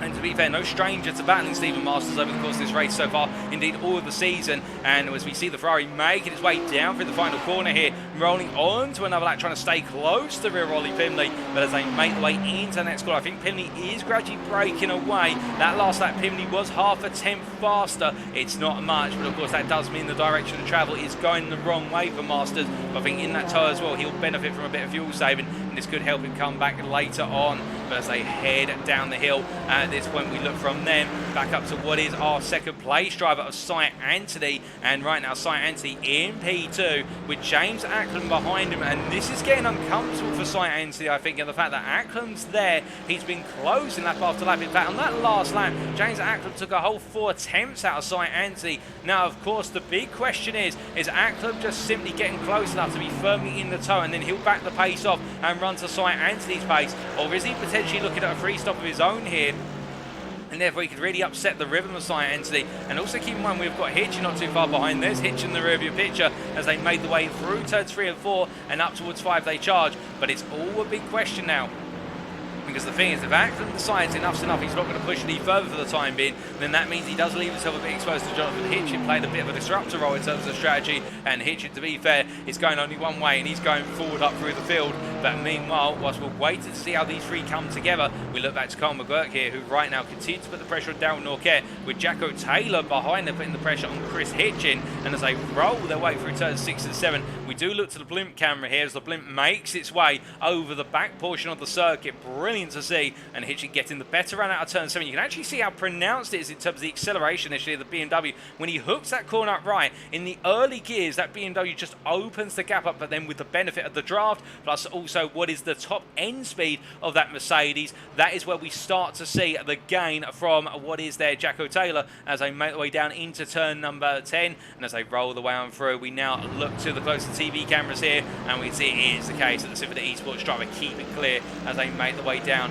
into the right-hander. But all of our drivers at this point, of course, and that's a brilliant point raised there by Hellcat_UK in the Twitch chat. It is the case, all our drivers trying to keep awake now. Now, what do we mean by that? It is the case at this point, with all of our drivers now settling into a rhythm, and also on top of that, running nose to tail, doing their fuel saving, it's very easy at this point to almost enter into a bit of a trance when you're running at this point in the race, because your focus now becomes less on you have to pass somebody, and instead more focusing on, okay, I need to make sure I use the right gear, take this corner, and it almost becomes a bit monotonous, or you could even say boring as a driver if it's the case running around 100 miles an hour plus through some of these corners is quote-unquote boring. But I think you get my point there when it's the case. You almost settle into this rather trance-like rhythm, and when you settle into that rhythm, that's where you end up almost making those major errors for the fact that you just simply start to pull away in terms of that concentration. If that concentration drops at all, particularly at a circuit like Road Atlanta, it can hurt you considerably. And right now, to be fair, Joe Amos knows all about losing concentration, the fact that he has not lost concentration at all.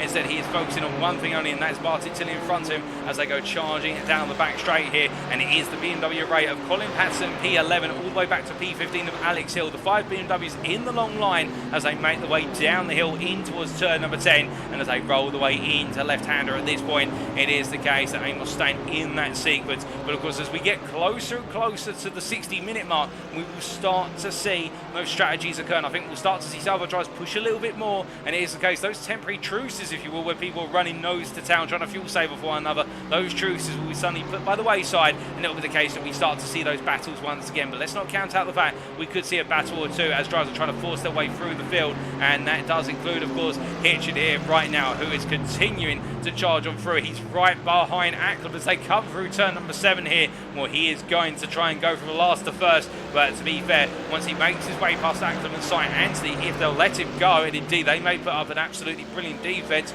we know how strong Ackland and St. Anthony's defensive game can be. It is the case that then they've got a 13-second gap to concrete, which Hitchin will then need to close down, and 13 seconds, whether you're pushing or not, it is the case that is a long gap to close on down as we're almost at the halfway point of the race time distance. But as Hitchin rolls his way over the hill, we ride on board and look back from the gearbox here of James Ackland rolling his way through turn at number 12, and Hitchin getting closer and closer here as he heads up towards the braking zone. He thinks about it, but it is the case. He's close but no cigar as they roll the way on turn 1, but Ackland gets it wrong there onto the grass. The car's pulled wide, but he brings it back together there. He has to take a bit of a rallycross approach to bring it back at turn number 3, but he safely brings it back, and Hitchin gets a place of 3 there as they make the way down the hill. But to be fair, now he faces the exchange of St. Anthony as they come through, but with what is there, Ackland bringing it back together. He'll have his heart pounding in his chest right now, thinking don't make that mistake twice. But of course, he'll also be potentially thinking now that after making that mistake once, can he make that mistake again as they make the way through turns 6 and 7. And as they roll the way through a right-hander here of turn number 7, it is the case that St. Anthony now the next target for Hitchin, and further back down the order, and we talked about them earlier, here's Ryan Davies chasing after Alan Lever as they roll the way through the final corner. Alan Lever has got back ahead of Ryan Davies, it should be said. And Alan Lever at this point in this pack of 3, they're running quite a bit off the next drivers up the road of what is Stuart Brown, who is the best part of 10 seconds up the road. But as they head on through the S's very shortly, it is the case that these 3 all trying to fuel save off one another. And we see David Larson at the back of this pack, our lowest placed silver driver in this race of what is P5. But as they head on down, it is the case that we do look to our top 2, and it is the case that Hitchin has got ahead. And we didn't quite catch that on camera, but from what I'm hearing, it was the case the move was made for P2 in the run to turn number 10. I think St. Anthony may have lifted off the throttle a little bit based on the track zone marshals I'm hearing from, but it is the case Hitchin has got up another position. Now 25 places gained. Can he make it 26? He's got a long way to go. And of course, let's not count out that St. Anthony is on the conservative strategy here, so he may find himself ahead. As meanwhile, it is the case we've got a car parked up there, and that is James Conley at the tyre barrier, turn number 5 on the inside. He's had a spin there, and well, let's not forget about the fact we do have some bronze drivers in this race who are still gunning for what is gold in their respective class. And it is the case that Darren Sharples right now, your leader in the bronze class, your leader in the bronze championship, and well, he's been able to break away from Conley and also Christian Clark. Well, Christian Clark, of course, involved in that open lap incident, and Darren Sharples right now leading, and if he carries on this way, he is certain to be your bronze champion as he makes his way through the chicane once again. He hasn't put a foot wrong so far, and to be fair for him, all he needs to do is get the car home at this point. He doesn't need to do anything more. He doesn't need to gain any more overall places. He just needs to bring it home. He's still got what is 43 minutes of distance to go, and to be fair, Sharples will take every lap one by one. You can be certain of that as he makes his way on around. But as they head on through, it is the case that Darren Sharples rolling his way into turns 2 and 3 right now as we lose him briefly and then he reappears. And meanwhile, we hear that I think Sam Sherwood is dropping a bit down the order. I'm not sure what's happening, and we seem to have some issues with our timing tower. I think Sam Sherwood actually has made a bit of an error. In fact, he has made a major error at the chicane. From what we hear, it is the case it's all happening off camera, and we're trying to catch up with it, as it is the case that Sam Sherwood has lost 4 places and he's dropped down to P14 and now behind Joe Newman. As they make the way over the crest and into turn number 3 right now. Sam Sherwood's got it all to do once again. But to be fair, I think he'll rise to the challenge here, and he's still got time to go. He's not out of it yet as they all make the way on through. Beautiful to see all the BMW drivers snaking their way on through as they head on out of turn number 5 and up towards 6-day roll. But meanwhile, as they make the way up towards turn number 6, it is the case our drivers yet to head there and making the way onto this lap. It is the case where Ryan Davies here behind. Where's Alan Leather here in the battle for P21, P10 in the gold class, staying close, but not close enough to make the move. But these two absolutely tied together. It has to be said, David Luston's got ahead of the pair of them, but as they make the way on down this time around, their focus, I think, is both on trying to pinch the fuel off of one another. And right now, it is Alan Leather who is the head of the two of them as they make the way through turn number 5. But as they roll the way on through, we look from there back up to P5 driver Darren Orkett here, who finds himself chasing after what is James Acklam, who is 10 seconds up the road. As we do see there that Acklam briefly disappearing and reconnecting, but it is the case more importantly for Darren Orkett. He still has Carl McGurk tucked in behind as they make the way on down the hill and as they roll their way on through what is turns 3 and 4-5. It is the case rolling the way into left-hander, and we can see that Norket keeping it ahead for the time being, but rolling the way up towards turn number 6. Norket doing everything right at this point in time. Into the braking zone they go, and he's feeling the pressure of what is Carl McGurk, but that pressure is not leading to him making any mistakes. Meanwhile, a bit further back, we see that Jacko Taylor still behind Chris Hitchin. These two rolling the way out of the corner, and as they head all the way up towards what is turn number 10, nose to tail and staying together, heading all the way down towards what is turn number 10 right now. Taylor charging on down the hill, and number 115 driver at this point, I think he's looking for the move, but as he gets ready to go onto the brakes here, the move's not materialising right now. It's not forthcoming as we hear that Hitchens just set a new fastest lap of the race, a 1:16.261. He is lapping a whole second a lap faster than everybody else in the field right now. Hitchens is just delivering lap after lap, and to be fair, it is the case. I think it could definitely be possible at the rate he's closing. He could potentially be looking to take the win, although we're not going to say it's happening yet, but it is the case that Hitch is definitely trying to make the case that he can gain all 26 places and be on the top step come the finish. But as they make the way on around, we do look here to the battle for what is to be inside the top 10, and here's Joe Amos right now in P13 as we're hearing that Sam Sherwood and Alex Hill both into the pit lane for their second stops. It is the case in coming in now. I think that signals they are on the free stop, in the fact they've not made it to the 60-minute mark or close enough. And as we do see Amos here rolling his way for a left hand, again almost a bit wrong as we're in that Sam Sherwood has had to jump to the pit whilst in the pit lane. I'm not sure what's happened to Sam Sherwood. It's gone very wrong. He's dropped a lap effectively, but right now Amos there almost losing it coming out to turn number 5, rolling into what is turn number 7 as they come through the right-hander. Amos staying as close as he possibly can, and meanwhile Tilling, well, he's right there, but meanwhile a bit further up the road, we waited to see if the move would happen, and Taylor this time round the outside into the chicane. He gains the place of Chris Hitch, who drops to P8, but to be fair, I think Chris Hitch there, respecting the fact they're on different pace at this point in the race, and Hitch does not need to be fighting with Jacko Taylor to get the points he wants in the silver class. But as they make the way on to the next lap, we see behind, it is the case that Tyson Melinda making his way into the final corner here, P9, and he is gradually catching up to Hitchin little by little.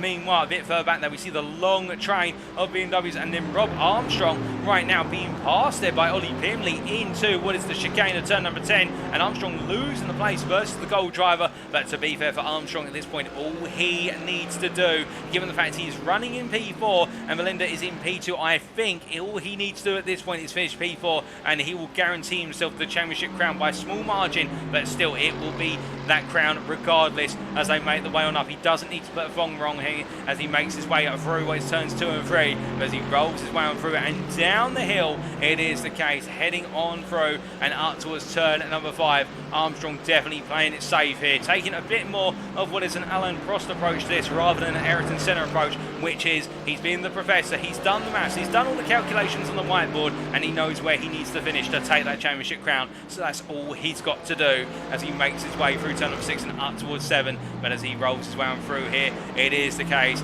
we also see a professor at work in the form of Cy Anthony here right now, and to make the balance of that with James Acklam behind, and Acklam's been staying with him. But to be fair, we do believe that Acklam may be just trying to use the toe off of the back of the Welshman's car at this point in order to do some fuel saving on his own. But no, we are now on the precipice, of course, of what is that second stop for our 3 stoppers, and we've still got 7 minutes to go before we're meant to see where our 2 stoppers come on in. It is going to be very close in terms of where they all come on in and come out in amongst one another. And meanwhile, whilst we see Scientine make his way in towards turn number 7, we look a bit further back to Carl McGurk here chasing after where's Darren Orkett. He's been like this for some time, glued to the back of the Platinum driver, as we've got Tilling the Masters into the pits. They've come on in, so more pit stops are occurring. I think it is the case that it's pit stop season for those who are going to be on that 3 stop, and as they make the way on out at this point, it is the case that we do have confirmation there from Sam Sherwood in the Twitch chat to say retired the car, technical fault. Well, I'm sorry to hear that, Sam, but we do hope to see you back in season 8. It's been great to see you in the limited portion of the season that you've been able to take part in. But meanwhile, folks in our drive still out of the circuit. We've got staying right behind Norquette here, and the amount of fuel saving he's doing, well, I think both drivers here have been running on a fuel saving pace, but McGuire, you'd have to imagine at this point, will have a lot more fuel to play with come that final stint, and therefore the option of that 2 stop as they make their way down the hill and they continue on once again. But as they continue on, continuing his way out of the pits is Stephen Masters here, now P21, a lap down on the leaders, and we are hearing that Chris Hitchens into the pit lane from what was P8, so he's decided to come on in, and well, that's a bit of a danger zone there if he was trying to 2 stop. Meanwhile, behind there's Tyson Valenda, but meanwhile it is the case that Colin Patterson goes on to lead the silver class as he makes his way onto lap number 42.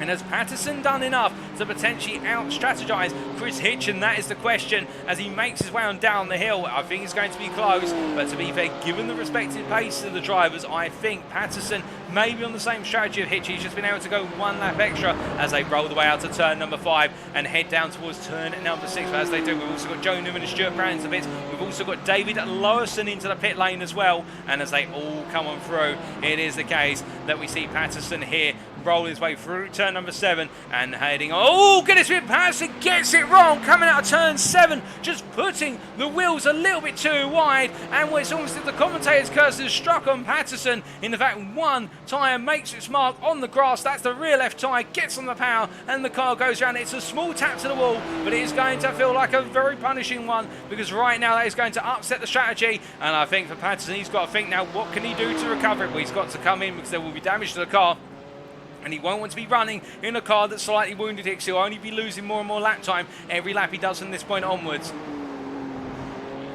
As he makes his way through the chicane, we've got Acklam, Hitchin, and also Amos into pits. That's Jonathan Hitchin, I should clarify, in the pit lane as we see Patterson coming on in. We are hearing that Stuart Brown's had a man. He just stopped on oh, goodness me! And what on earth has happened? Well, that's Brown pointing the wrong way, and well, that was James Conley who went over on his roof, and he's been able to self-right. But Conley, to be fair, with the car being turned over and now back up the right way, it is the case that both drivers had a major man. Brown has jumped to the pits. Conley with a damaged car here. He's going to try and get it to rejoin as all drives coming through, and to be fair, he's now clear for some time, but that was something completely unexpected. And for Connolly right now, we was hoping, of course, to be able to bring it home and potentially take the win, because if Sharples has a retirement, then it could be the case that Connolly takes the bronze crown by the last measure. But right now, Connolly will be grateful for the fact the car was not in its roof, and he's had to jump into the pits now. Can he get it home is the big question. Can he get it to the pit lane on this lap, so that way he stays on his current lap rather than losing a lap at a time?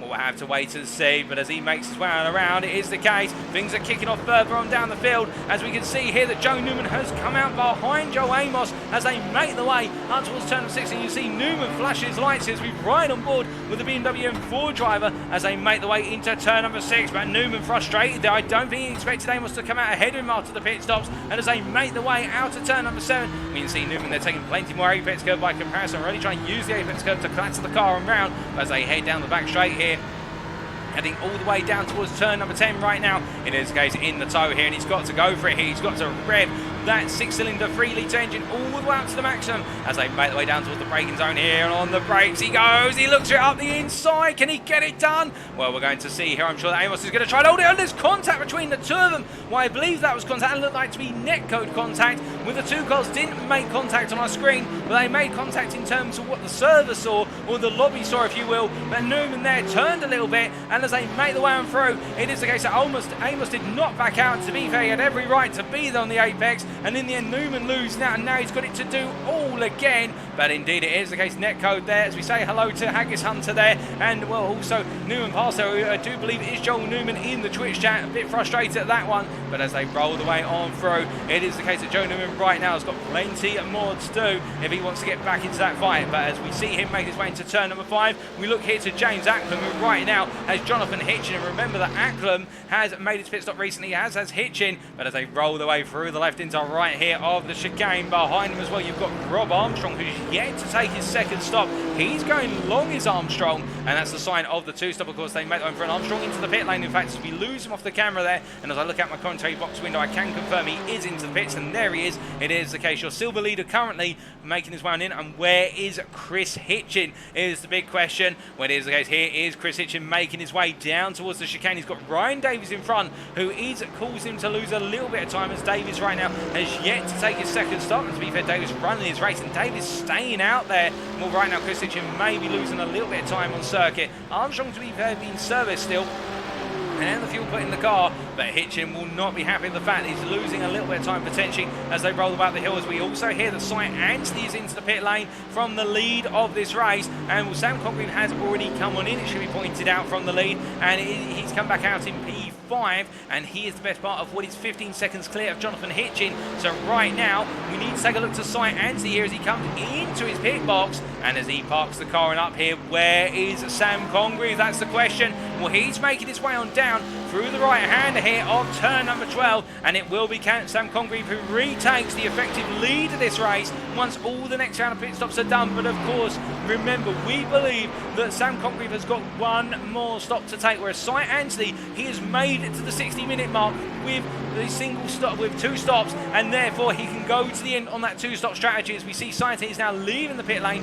Here he comes as he gets himself up to speed. Where does he come out here? He comes out behind Jonathan Hitchin, and James Acklam is still behind him. Well, Acklam went for the undercut, it hasn't worked, and now the question is, can Acklam get the move done, or can Cy Anthony stay ahead of him? Of course, the problem for Cy Anthony is if Acklam's allowed to get into the fight, if Acklam's allowed to get into a fighting move versus the Mercedes driver, then it could be the case that Cy Anthony loses out versus Sam Congreve, and he'll be cost time. It's going to all come down to what is the last pit stop as they roll the way on through. We've still got half an hour to go here at the Road Atlanta circuit, and this race has been a thriller so far. There's no doubt about that. Regardless of the class, we've seen plenty of action up and down the field, and some expected things as well, including cars on their roofs. But at the same time, Road Atlanta is a roller coaster ride, and that's what it's all about. As they make the way down the back straight here, you're focusing in particular on the battle for P5 between Cy Anthony and James Acklam, and there's so much more up for grabs here in the fact that we're essentially looking at the battle for the potential race lead. And as they make their way down to the braking zone here, of course, Hitchin ahead as well, so he's in that fight for the race lead as well, as we see Acklam makes his way past what is Cy Anthony, and as they make their way on down the hill here, Cy Anthony, I think, giving way to Acklam, respecting the fact that there's no need to battle as they roll the way on down the right hander. But as they come on through at this point, it will be the case with Hitchin ahead of the pair of them. The bigger question we should be asking ourselves really is, where will Jonathan Hitchin coming out versus Sam Congreve once Congreve makes that final stop, if of course he is to make it, unless he's found some magical way of extending that fuel tank. But as Ryan Davies here finds himself being passed by what is Martin Tilling, to be fair, has made 2 stops already, and Ryan Davies has yet to come in for his second stop.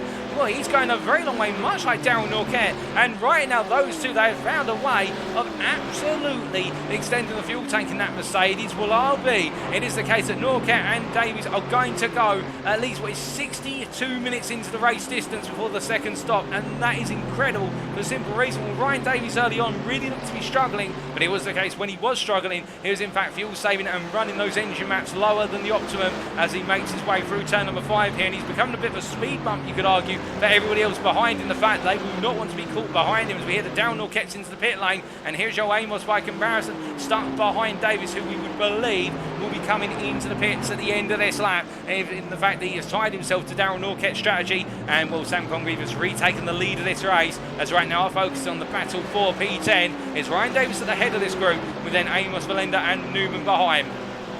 As they make their way down the back straight this time around, charging all the way down here, and we can see a little bit of a bob and weave there from Ryan Davies, just trying to briefly break the toe, give himself the breathing room. Valenda getting a bit closer there, and you can just see that Mercedes, the grunt down the straight versus the BMW. And to be fair, both of these cars seen as the straight line speed kings, but it is the case that Mercedes just has a little bit more, and as they make their way through the right hander, through turn what is turn number 11 and down into the final corner. It is the case that Davies finally makes his way on in, and as they do now, Joe Amos heading on to another lap. He's clear, and he hasn't been cost too much time in the overall scheme of things. Meanwhile, Acklam running in at P3 at this point is the case. The number 25 driver here with Anthony behind. Anthony, to be fair, hugging the rear end as they make the way down the back straight. And well, of course, for these two, it is the case both trying to do as much fuel saving as possible as they head on down, and Hitchin by comparison just trying to run away with things. But of course, if Hitchin does have that one extra stop in the cards, which we suspect he will, given the fact that he's been running so strong in terms of that pace, unless he's found a way to really extend that fuel tank in the Mercedes, which to be fair, I wouldn't put it past him. It is the case that Acklam and Science right now technically battling for P2 or potentially the win, although given the gap to Congreve, it is the case that gap seems to be going further and further. We'll have to wait and find out. But as they roll the way on through, it is the case that we do look from them to what is our silver leader, Chris Hitchin here, who right now happily running EMP8, and well, he's got a 1.5 second advantage over Martin Tilling behind, and here is Tilling running P3 in the gold class, P9 overall, and Tilling right now in a comfortable place as they make the way down the hill and into the right-hander at turn number 12, and as they roll the way through the right-hander and onto another lap here, it is now all about sticking to the strategy and not seeing whether it's paying off come the very end as they make the way on out, but heading all the way up towards turn number 2 and into 3.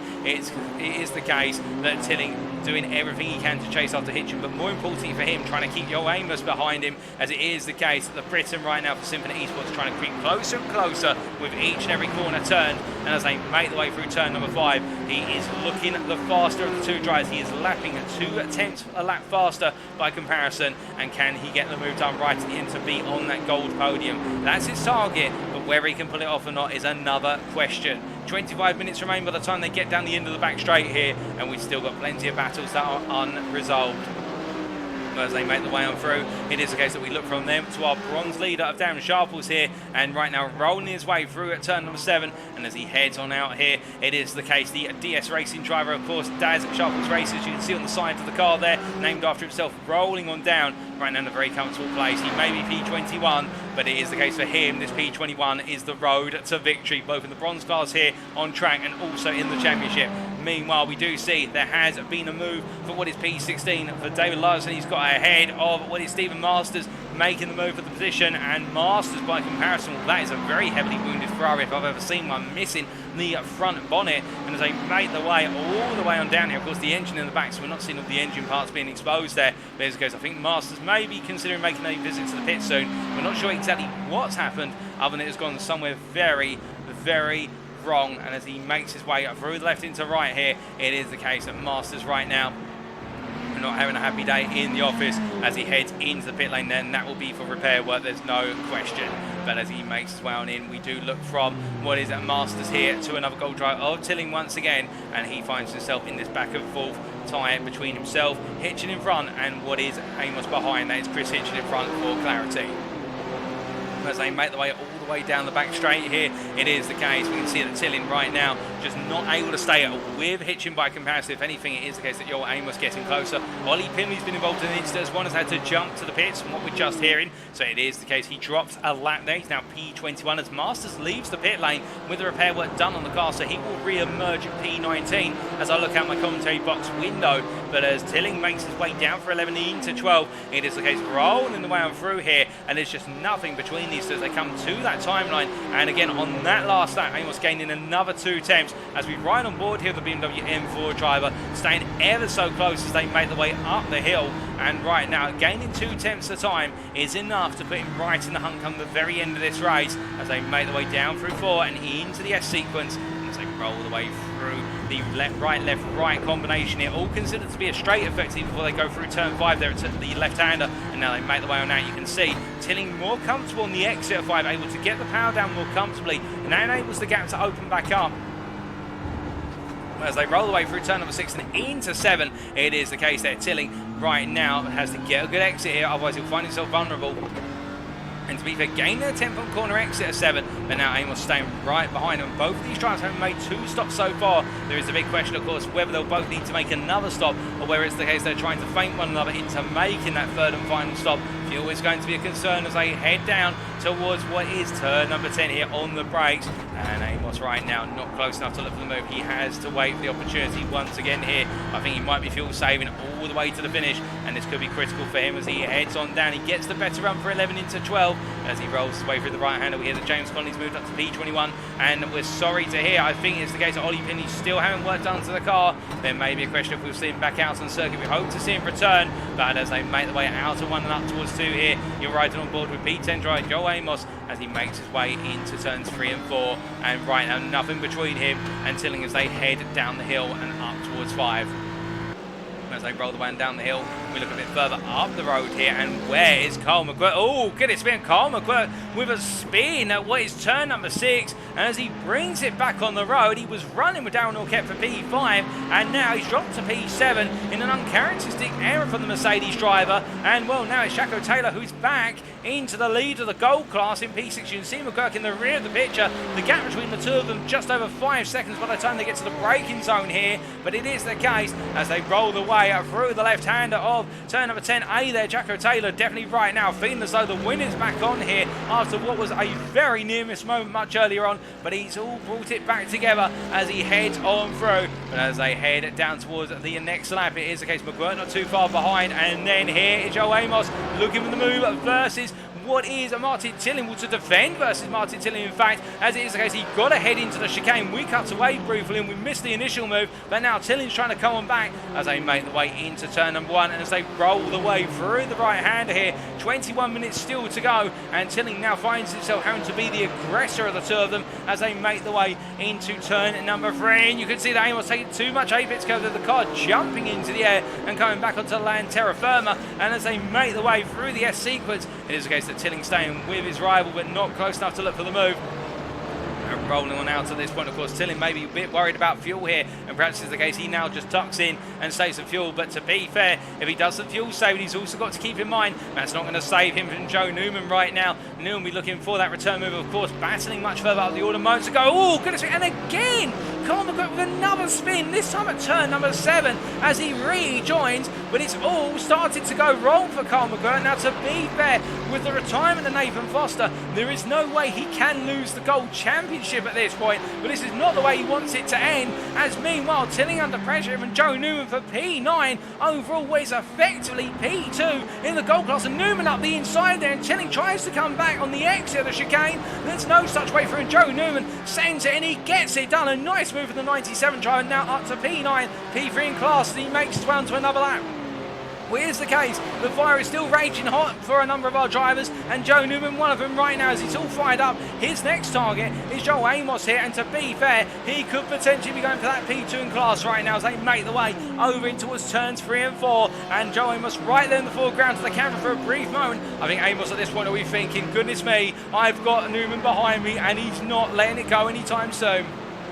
As they roll the way on through turn number 5 and up towards turn 6 on the long charge here. It is the case heading all the way down towards the braking zone at this point. And Carl McQuirk now, I think for him, he'll be looking at these two corners, turn 6 and 7, and thinking to himself, right, don't get it wrong, don't get it wrong. And it is the case, of course, when you make a mistake at the same corner twice, or particularly even at one corner and the corner after it, where it's in a quick succession, you start to wait. You've got to get those thoughts immediately out of your head to get yourself to the end of the race. It is the case when those mistakes happen, they're blips. You just have to forget about them. That's what Carl McQuirk's doing right now as he charges down the back straight. Behind him is Alex Hill, and in this case running P6 of the Platinum class here, P12. Hasn't been able to get back into the top 10 since the early stage of the race, but he's been battling to try and get into the top 10 as they roll the way on through the chicane. And Tyson Melenda here, it is the case right now doing everything in his power to go hunting after Chris Hitchin, who's just up the road and running off into distance at this point. But of course we're still waiting to see how the strategies play out here. It's not over yet, and we could see some drama right at the very end here at Road Atlanta.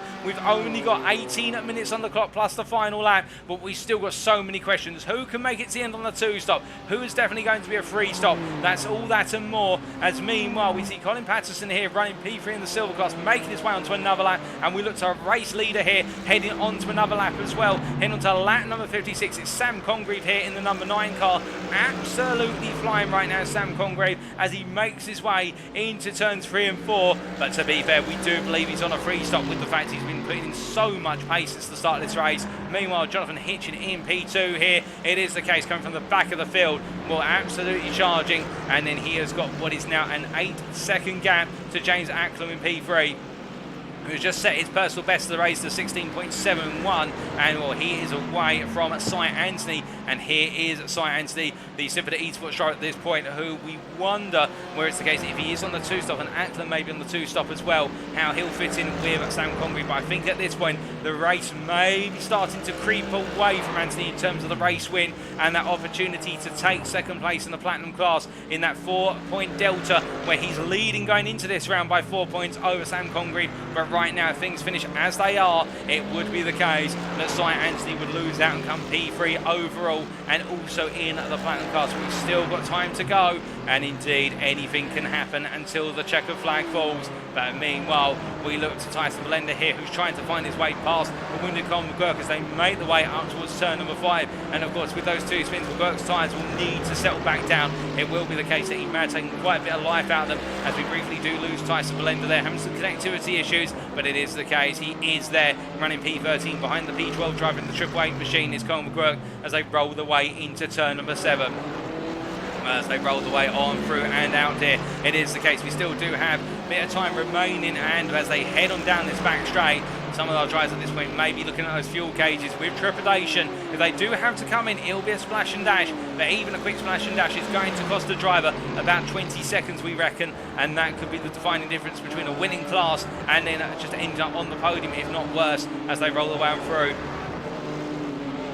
And nobody wants to lose out right at the end for an unnecessary pit stop. And we can see here Joe Newman under pressure from Martin Tilling. He's found his way on through at the chicane on a couple of laps ago, but it is the case that Tilling now not letting this go. And as they make the way up the hill, we ride on board the gearbox here of Joe Newman as he heads into turns 2 and 3.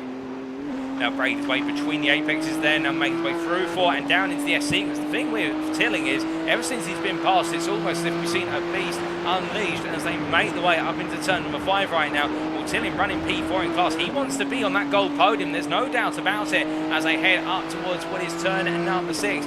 Heading into the right hander here. Well, Tilling, to be fair, if he can now run out to 7 with only a gap of half a second, and by the time they get down to the end of this back straight, he can be right there. As we're hearing that James Acklam just set another personal best of the race in P3 at 16.585. He's definitely pushing now, and I wonder if there's a bit of a worry that he may be critical on fuel as they head down the back straight. And you can see Newman worried about Tilling getting closer. He does a little bit of a bob and weave side to side. He'll be allowed that one, but no more than that. And as they make the way down to the braking zone, Tilling's thinking about it, but he's not quite close enough there.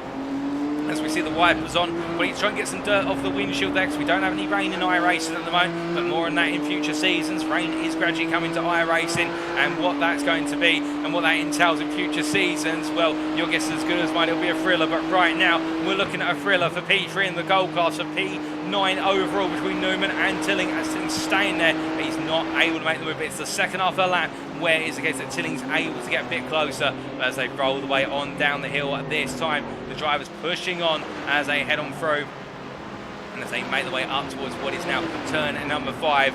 No change. And Joel Amos, by comparison, able to stay ahead for now, matching them in terms of lap time, but not breaking away. And that's the critical worry for Joel Amos at this point, is the fact that as he's not breaking away, this could potentially put him at risk right towards the end of falling into this battle, and it'll be a battle for P2 in the gold class rather than a battle for P3. And as they make the way out of turn number 7 and all the way down the back straight here, it is the case, no change at this time, but the change is afoot. There is a storm approaching, and as they make the way on down towards turn number 10, this time will Tilling getting closer and closer, but no way through, or is there? As we see, Newman goes defensive, and as they head on through, it is the case Newman stays ahead, but Tilling definitely now itching for the move, looking just a little bit more menacing each and every lap turned, and into the pits comes Joe Newman. He can't go to the end, and Tilling will be rewarded with P3 in the class. But of course the question is, can he go to the end on the fuel in the car? As we also hear that Alex Hill is into the pit. So it is the case now, we will see our free stoppers coming in, and this is where we'll get the thrilling finale as they make the way on towards the end of this. But it is going to be very close to the finish, as we've got 21 drives remaining out of the circuit, out of the 28 who took onto the tarmac here today. We've lost Ollie Pimley, Stuart Brown, also what is Sam Sherwood, Austin William Campbell, Nathan Foster, Chris Edison and Christian Clark. But with every driver who's still running right now, they're all going to the very end. It is push all the way to the end if you're on a 3-stop. If you're on a 2-stop, however, you've just got to hope you've done it right, and the fuel gauge does not lie when it says you've got enough fuel to get to the end. And indeed the strategists down in the garage have made the predictions and the calculations right as well. And as they make the way on through, Tillin right now will appreciate all of that. But one of our drivers was the first to take their 3rd stop. Alex Hill here, he's come out behind David Larson in P16, Larson P15, and Larson right now in the Ferrari, trying to push on in the 306 machine all the way to the end here. And well, to be fair, Larson right now looking comfortable as he makes his way into turn number 6 and rolling his way on through the right-hander into turn 7 at this point. A little bit unsettled there, in fact, just getting slightly wrong on corner apex and having to adjust the steering on the fly. And I think Alex Hill at this point will capitalise on that as he gets ever closer in the run down the back straight, and where it's going to be a BMW power versus Ferrari power as they head up towards turn number 10. Larson's going to defend to the inside. You're going to have Hill on the outside here as they make the way down towards the braking zone, and already Hill ahead by 2 tenths before the braking zone. I think in the end Larson just tucking back in and recognising he's not going to be able to fight that one unless he takes an absolute plethora of life out of those front brakes. But as they roll the way on down the hill, of course, his quandary's not with the platinum driver, it's with any of the silver drivers who go for that 3rd stop, and indeed sensible there to let Alex Hill go. And we can see confirmation there from 306_ Rally in the Twitch chat, who is David Larson in the 306 car, of course, confirming that he's let Alex Hill go. But as they make the way on down the hill right now, it is the case. We look from them to our race leader here, and we are expecting him to pit soon. But as Sam Congreve makes his way through turn number 6, not long to go, he'll be hoping he can just tap onto the rear of every back marker. And here's my back marker, of course, because they're a lap down, and it's not to besmirch their reputations. We'll be looking to get a little bit closer to Newman, who's 1.5 seconds up the road, so he can fuel save, just to save a little bit of extra fuel, so that way when he does come in for that pit stop, it doesn't hurt as much. And as they make the way down the back straight, we do hear that Martin Tillin, meanwhile, has closed up to the back of Joe Amos on that last lap, taking a whole 7 tenths out of Amos. And Amos at this point struggling, it would seem. Now as they make the way up towards turn number 3, rolling the way on through, Tillin definitely looking the faster of the 2 drivers here as they come on down through the S's. And well, is this a sign of something to come? Is the momentum going to switch? And could Tillin suddenly be on the course for P2 in the gold class, P8 overall? Or is there going to be another twist in the tail with 10 minutes to go? The 91 driver is definitely on a charge right now, but can he get one more place before the end? No more pit stops so far from everybody who's gone past the timeline. We're still waiting to see who's on that 3 stop. If it's the case they haven't got the fuel to make it to the end. As they come on around here, Tillin right now definitely looking adventurous as they head down the back straight. As they make the one down, you can see Carl McGirt there, who's now found his rhythm once again, and is now starting to match the pace of the drives in front. And to be fair, at this point, McGirt won't want to be wanting to put a foot wrong here, and I think he might have backed it off almost about 75%. We'll be thinking about just getting the car home. Of course, as a racer, even when everything's guaranteed, you still want to take more results. You want to take every point, every trophy you can. But we look from him to David Larson. Oh, good, it's been Lowson there into the water, and that is at turn number 6. He's had a spin at turn 6, and he's brought it back together, but that's put him out of the pursuit of Alex Hill, but he's still got a sizable gap to what is Davies by about 6 seconds as they make the way down the back straight. Into pits, meanwhile, is Martin Tillin, and also Tyson Melendez in as they come along and into their pit boxes right now. We've also got Joe Newman coming into the pits, so it's the case that Tillin wasn't able to go to the end, and that releases Joe Amos and Carl McGurk as well, and Jacko Taylor. But where are those strategies going to put them? We'll have to wait and see. We've got Ryan Davies here making his way on through. Well, Melendez already leaving the pit lane, and Ryan Davies is the big question mark here in the fact that he's been running a very well managed 2-stop from what we gather as he makes his way down the hill. Now Newman is leaving the pit lane. Here he comes on out, does Newman, and as he does, I think he's going to be ahead of Davies for the time being. Here comes Davies as he rolls his way through the right-hander, and as he makes his way on up the hill. It is the case. Well, Tilling's also back out in P12, but Davies may be gaining a place or two right at the end here overall as they make the way on down the hill. But as he comes charging the way through the S's this time around. Still time to go here for R12. All of them trying to deliver lap after that. We've got Chris Hitchin into the pits. Now, this is a big one here in the fact that Hitchin leading the silver class for so long. Does this mean the tide's going to turn? Colin Patterson's making his way through the chicane here. Has Patterson done enough to get to the end, or will he need to pit as well as he comes down for 11? Well, he's not pitting this time around, as we're hearing that Austin William Campbell is leaving the pit lane. So it's the case, he will make it to the end with Austin William Campbell down P25. Tilling, meanwhile, has got ahead of Armstrong as Hitchin leaves the pit lane. And where is Chris Hitchin? Well, here's the case, he's going to come out behind Colin Patterson as they make the way on through. So Patterson has gained the lead of the silver class here, but how long will it last? Will it be the case he's going to the end, or will he have to pit once more with only 7 minutes plus the final lap on the clock?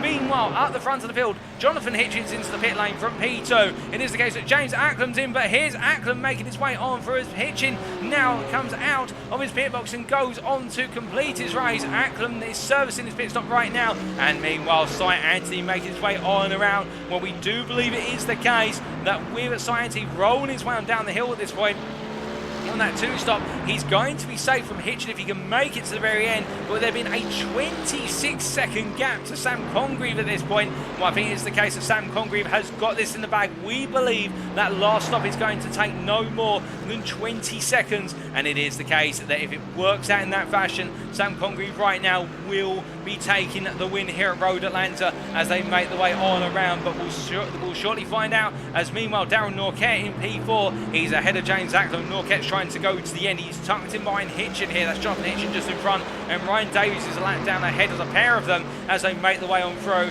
and as they come charging on down the back straight. It is the case, running nose to tail as they head on down in towards the chicane here. We can see Norquette flash his lights to say to Davies, I'm coming from through too, as they make the way into turn number 10, but into that braking zone they go. And as they roll the way on through here, it is the case, we've still got some more pit stops to come. I can feel it in my bones right now. In fact, we know our race leader's got a pit stop. Are there going to be any last minute pit stops? That's the question. While Drives have tried to do the two stop and it hasn't worked on out. But as they make the way on to another lap, we can see a bit of dust being kicked up there by Jonathan Hitchin, who's come from the back to P3 so far. And I think P3 is the maximum he can achieve here today, barring exceptional circumstances, with the fact that he has absolutely delivered lap after lap. And Darren Norquette, to be fair, in the end has found his way out ahead of James Acklam by what is 10 seconds. And if he can make it to the end on this two-stop right now, that'll be a brilliantly driven race.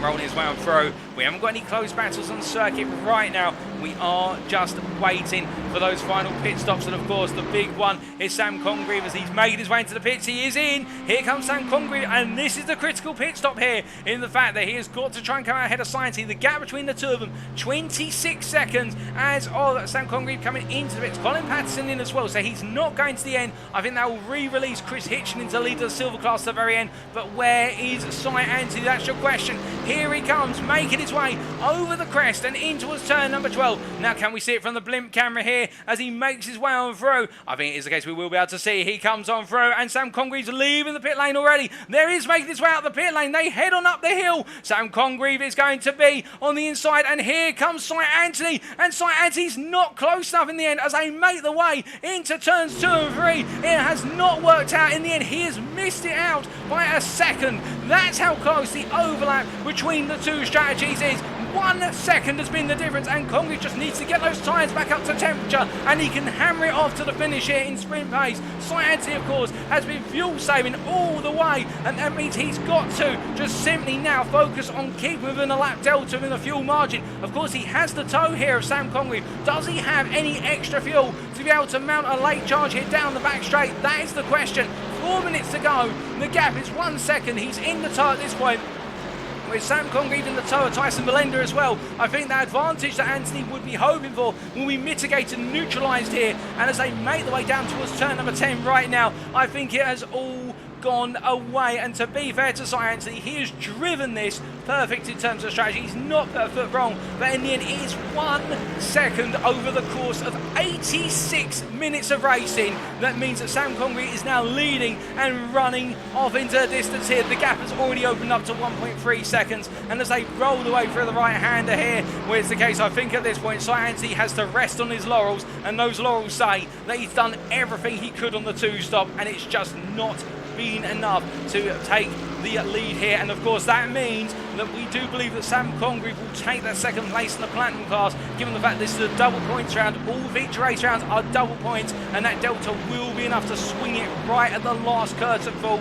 Of course, we'll get an update on that come the very end of today's broadcast. But as they make the way on through at this point, have we got any more pit stops? We've got Alan Levering. He hasn't been able to go to the end on the 2-stop. That's unfortunate for the 2 Old Dudes driver. He'll come in right at the end, and that will mean he will be finishing in P19 as we're to understand it here. It's the case he wasn't able to make the Lambo over the distance, but he makes one out there, and that's the Sports Splash Dash. It's such a painful mini pit stop there, but as he makes his way on through, in this case, we look from him back up to what is P3 driver Jonathan Hitchin here, and Hitchin right now 8.5 seconds off of the leader of Sam Congreve, but with only 2.5 minutes plus the final lap to go, I think Hitchin cannot go any further. He can push all the way through, but it's not going to be enough here to try and take what will be P2 of a Cy Anstey, or indeed the win of a Sam Congreve is the case. He's had to fight his way all the way up the order on a free stop, and it's taken him this far, but as he makes his way on out here, to be fair, 24 places gained. I don't think he will be upset about that, but as he heads into turn number 1 here, Darryl Norquette a bit further behind, staying with him in P4. And remember, Norquette, much like Cy Anstey, on the 2-stop here, but it's been so thrilling to see how the 2 and the 3 stops have interwoven in amongst one another, and there's been nothing between them. In the end, it has come down to delivering those laps and how it's played out in terms of negotiating other drivers, and also any traffic you find out of the circuit and any micro mistakes you may have made. But as we see, where's Norquette here making his way up past Colin Patterson, who's a lap down on him in the run to turn number 6. We do look to David Larson here, who right now in P18 is chasing after Stephen Masters, P17, the gold driver just ahead of him. And as they make the way on down the hill here, it's the 2 Ferrari drivers battling to have the accolade of the best Ferrari at Road Atlanta. And right now, Stephen Masters does have that accolade in his pocket if he can hold off Larson for just 2 more laps. But speaking of laps to go here, it is the case as we see them making their way up towards turn number 6. Our race leader makes his way to the final corner here to go on to the final lap of the season. He goes on to what is lap number 69, and as he charges on through here, it's been going all nice and straightforward from start to finish, and now 1 more lap separates the number 9 driver from the checkered flag as he makes his way onto the final lap of the season. But as we do see here, Cy Anstey giving pursuit and falling away. We hear that Rob Armstrong's into the pits. He's not been able to make it to the end, and that is going to hurt. He drops behind Ryan Davies. He makes his way on out here, and Rob Armstrong trying to go all the way, but to be fair, Stephen Masters is a long way back, so he won't have to worry about Masters coming through to take that P16 off of him. It is the case that Masters just making his way across the timing line right now, but Armstrong definitely, it's just not been his day. But to be fair, if he finishes the race, it will be his championship, and that is all that matters as he makes his way on down the hill. As they come charging on down here, it is the case that we do look from our P16 driver and our silver champion, who will be crowned our silver champion very shortly. We do look to our race leader right now, where it is the case that at the very start of this race, he charged off into the distance. He didn't save fuel. He decided to go all in, and he put all his cards on the table straight away. And sometimes in a game of poker, you've got to be hard and fast, and it is the case that Sam Congreve here has shown the 3-stop can work, for as he comes through the final corner, he takes the checker flag. Here's your platinum winner and your overall winner today, Sam Congreve from the United Kingdom, ahead of Cy Anstey in P2 from Symphony Esports, the Welshman, in a brilliant 2-stop that didn't quite go the distance in the end. And then Jonathan Hitchin takes P3 to round off the platinum in the overall podium, ahead of Darryl Norquette, James Ackland P5 as he makes his way on down the hill to take the final spot in the top 5 of the platinum class and overall. And then it will be Jacko Taylor, who in a race that has been up and down, back and forth, he finds himself coming to the line, your winner in the gold class in P6 overall. A brilliant drive in the end from the 115 driver as he takes the line, but in the front of the camera, there's your bronze champion, ladies and gents, when he crosses the line, P20 a lap down. Darren Sharples takes the win in the bronze class, and with it the championship in the class, as it has been a superb comeback over the course of the season from him. But as we look further afield, Carl McGurk in the end, P7, Chris Hitchin in P8 as he makes his way out of the final couple of corners here, and it will be the case that Chris Hitchin from Symphony Esports will take P12, and with that the silver win, a brilliant way to end his season ahead of Joe Amos. We see Alan Lever there coming across line P19. Joe Amos takes P9, that's second, so that's third in the gold class, ahead of Martin Tillin, who completes the overall top 10. Alex Hill P11 P11 in the end. And here comes Tyson Valenda. In fact, he's parked up. He has already completed his race, but it is the case for Valenda being in P12. But what a way to wrap up the season. And, well, with that in mind, let's take a look at those race results.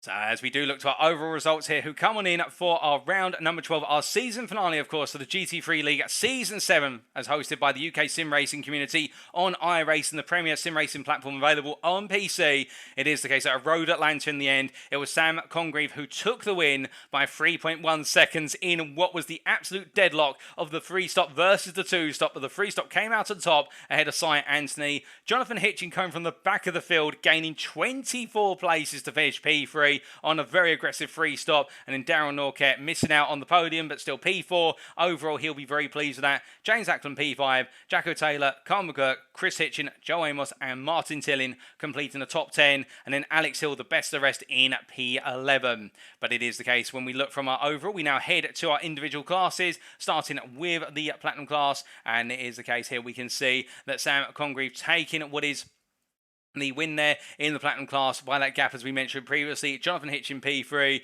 Darryl Norquette P4, and to be fair to Darryl Norquette, in a back and forth with James Acklam all the way through the race, and a brilliant drive from Darryl Norquette, no doubt about that. Acklam in the end, P5 was the best he could get out of the BMW M4. Alex Hill, not quite on the pace today, the Tiki Sim Sport driver, but having some great battles with the gold drivers and enjoying that P6. And Austin William Campbell in the end, P7. He made it to the checker flag, albeit 34 laps down after that major incident earlier on, but he did take the checker flag and in the 555 car. Unfortunate for him because he was showing a great amount of pace despite the troubles of the Ferrari over the course of the season.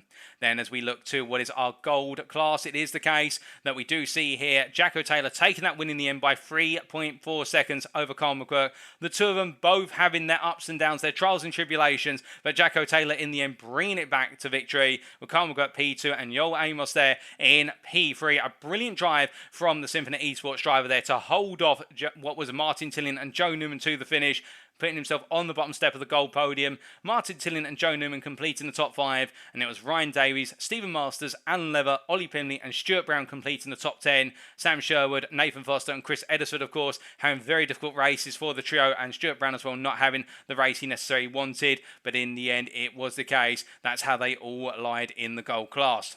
Then we have the silver class, and it is the case in what was a brilliant start to finish drive. Chris Hitchin taking the win a lap over the rest of his contemporaries. Tyson Melinda P2, Colin Patterson P3, Rob Armstrong bringing it to the end despite his early troubles P4, and David Larson P5. And then when we come to the bronze class, it is the case that after 90 minutes of racing, there it is, ladies and gentlemen. Darren Sharp was your winner, and that will make him your champion in the bronze class as we understand it, ahead of James Connolly in the end. And Connolly gave it everything, to be fair, and between the two of them, they gave it all. But Connolly, in that major instant at turn number 3, it went wrong for the number 46 driver. But he'll still take that second place, there's no doubt about that. And that marks what has been a brilliant season for him as well. And Christian Clark, with that opening lap retirement, unfortunately, the TUC Racing driver classified P3, but I think he will not be classified in the final standings once the stewards have totted up, of course, the distance that our drivers drove in relation to the race winner. But of course, that's all with regards to our individual standings. But now the big question you're all asking is, so how do all the championship standings sit? Well, let's take you through them. So we start off with the overall standings, looking at our top 20. And of course, Jonathan Hitchin crowned our champion overall at the Nürburgring in what was round number 10. It was always going to come down to the battle for P2 between Sam Congreve and Cy Anthony. And by 1.5 points, you can see there P2, Sam Congreve takes that second place over Cy Anthony. And then Carl McGurk, to be fair, whilst he didn't have the best day today at the office at Road Atlanta, still the best of the rest outside of the top 3 in P4 there. And the gold drive put in a phenomenal amount of work to take that P4. Nathan Foster P5, and unfortunately the last 2 rounds have come back to hurt him so hard, and as a result at Mid-Ohio and also Road Atlanta, major points being dropped for Nathan Foster, and what could have been a potential P4 in the overall championship was not to be. But still, that P5, 1 point clear of James Acklam, shows how Nathan Foster really did turn the wick up over the course of the season. Darryl Norquette P7 ahead of James Armstrong, Damien Lobbett and Austin William Campbell, who complete your overall top 10, and then Will Mason P11 in the end, taking the best of the rest slot outside that top top 10 ahead of Daniel Thomas, Oliver Furnell, Alistair Kirk, Alexander Hill, Martin Tillin, Chris Constable, Dominic Roberts, Jacko Taylor and Joshua Pratt. That's your overall standings top 20 come the end of the season, subject to stewards' confirmation later this week, but a lot of the stewarding decisions are underway.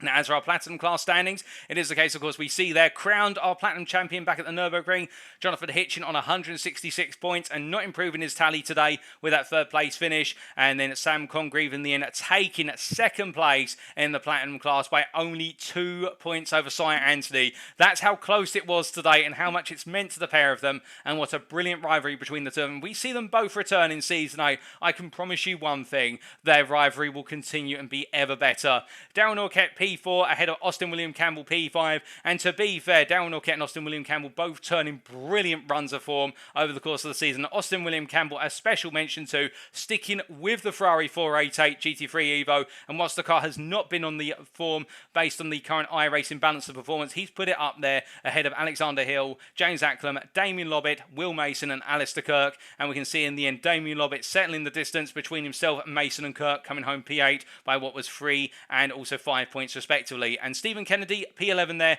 the best of the rest in the Platinum class standings.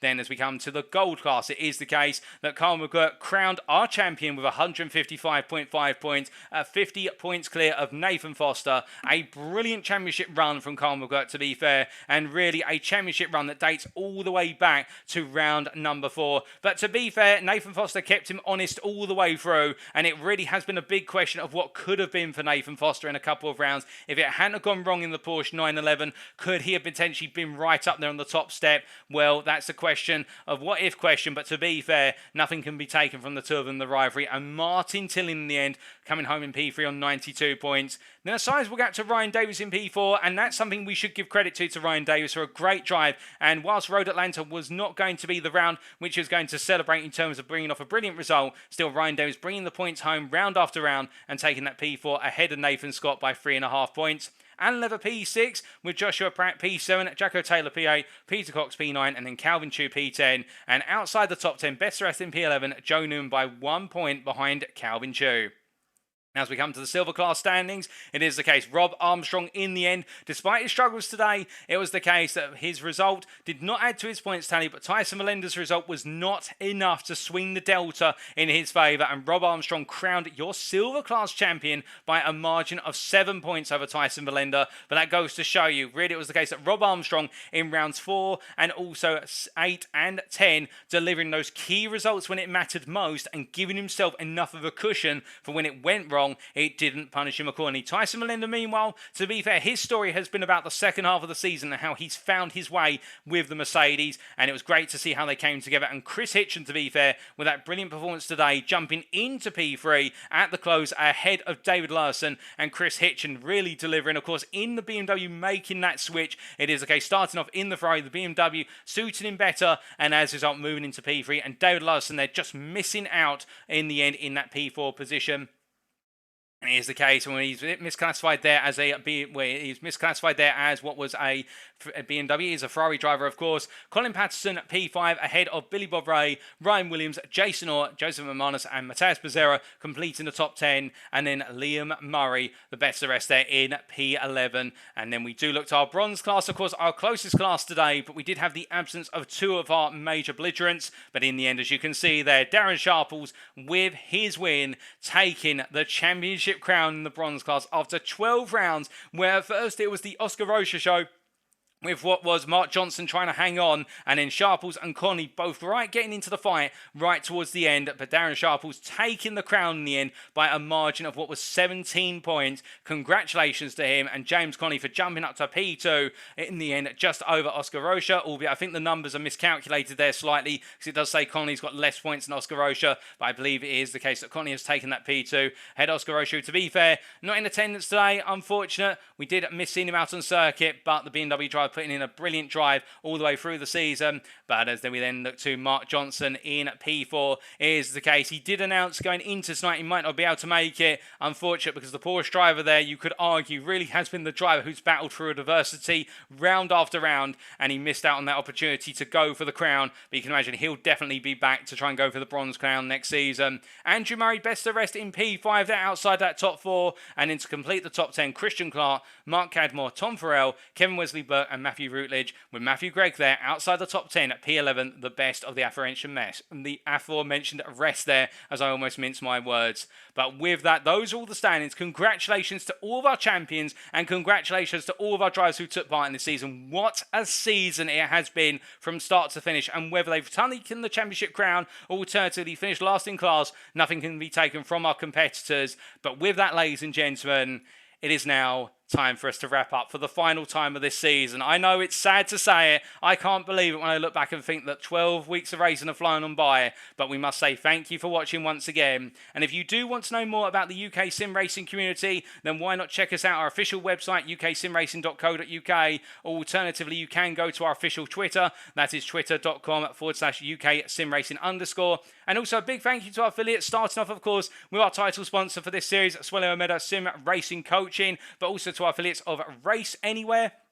And Race Anywhere, of course, the provider of curated sim racing equipment, aiming to only stock products that represent excellent value for the sim racing community. And also Demon Tweaks there, who are the provider of the most complete and innovative motorsport product range available worldwide. So no matter what your level of discipline, Demon Tweaks could help drive you to realise your motorsport ambitions in the real world. But of course, the big question you may all have right now is, so what exactly comes next? Let's find out.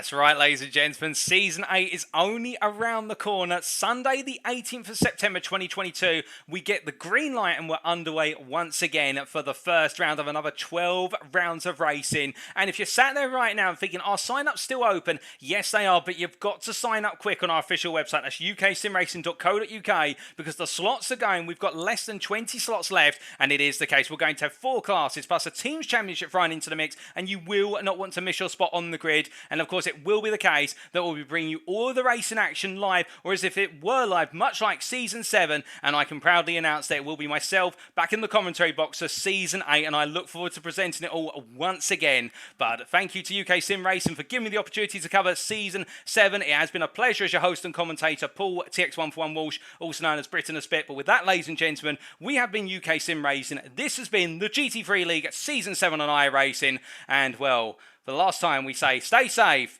stay well, stay smiling, but most importantly, remember to stay on track. Good night.